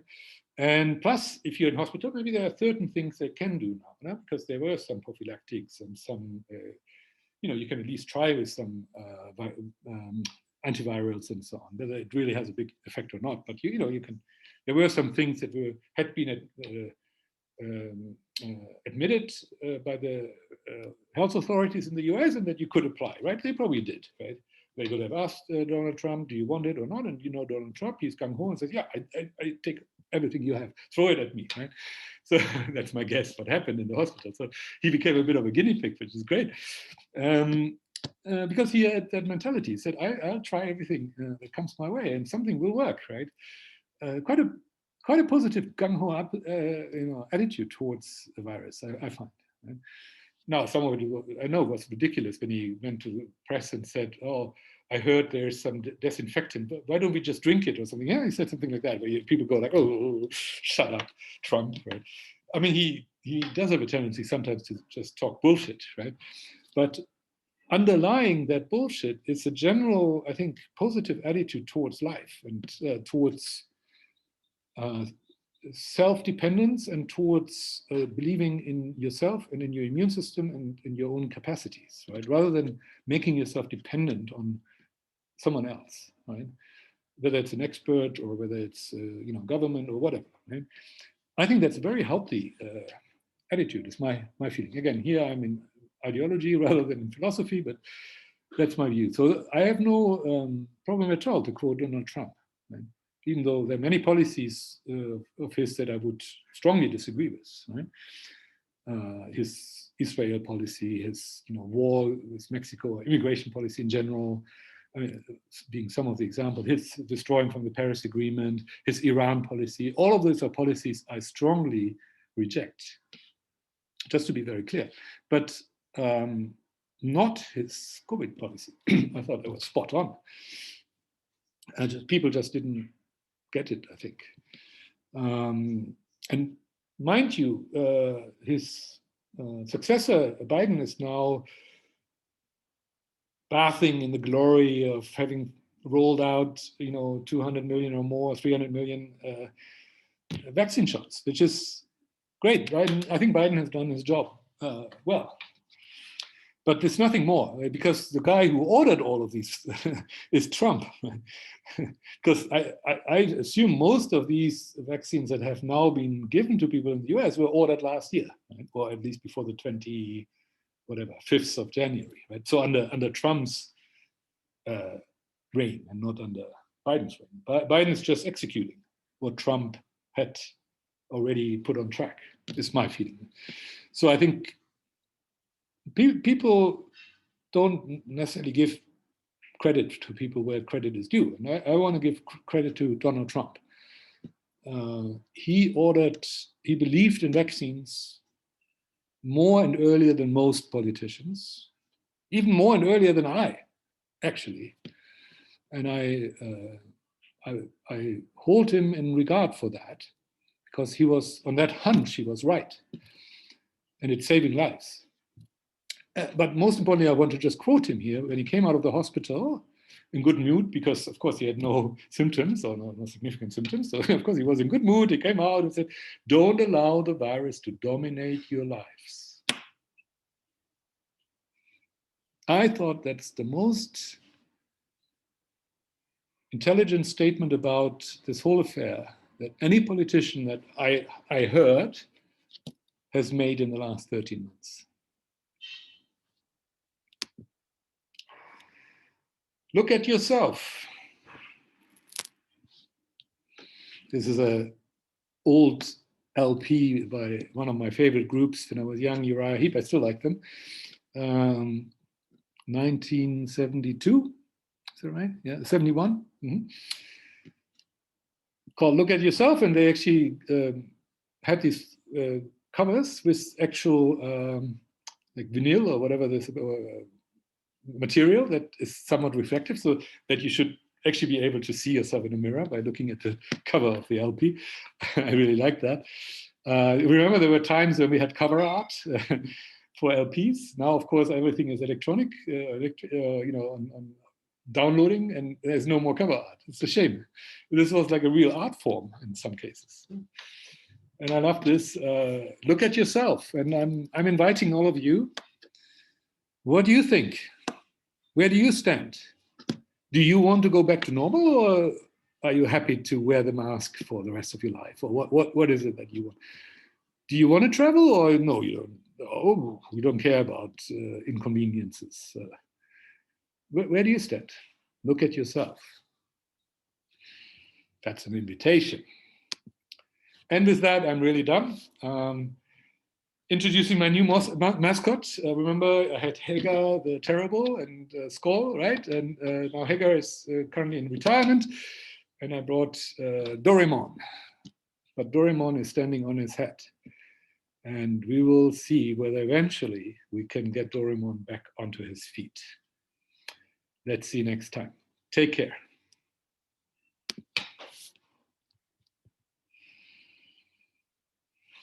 Bye.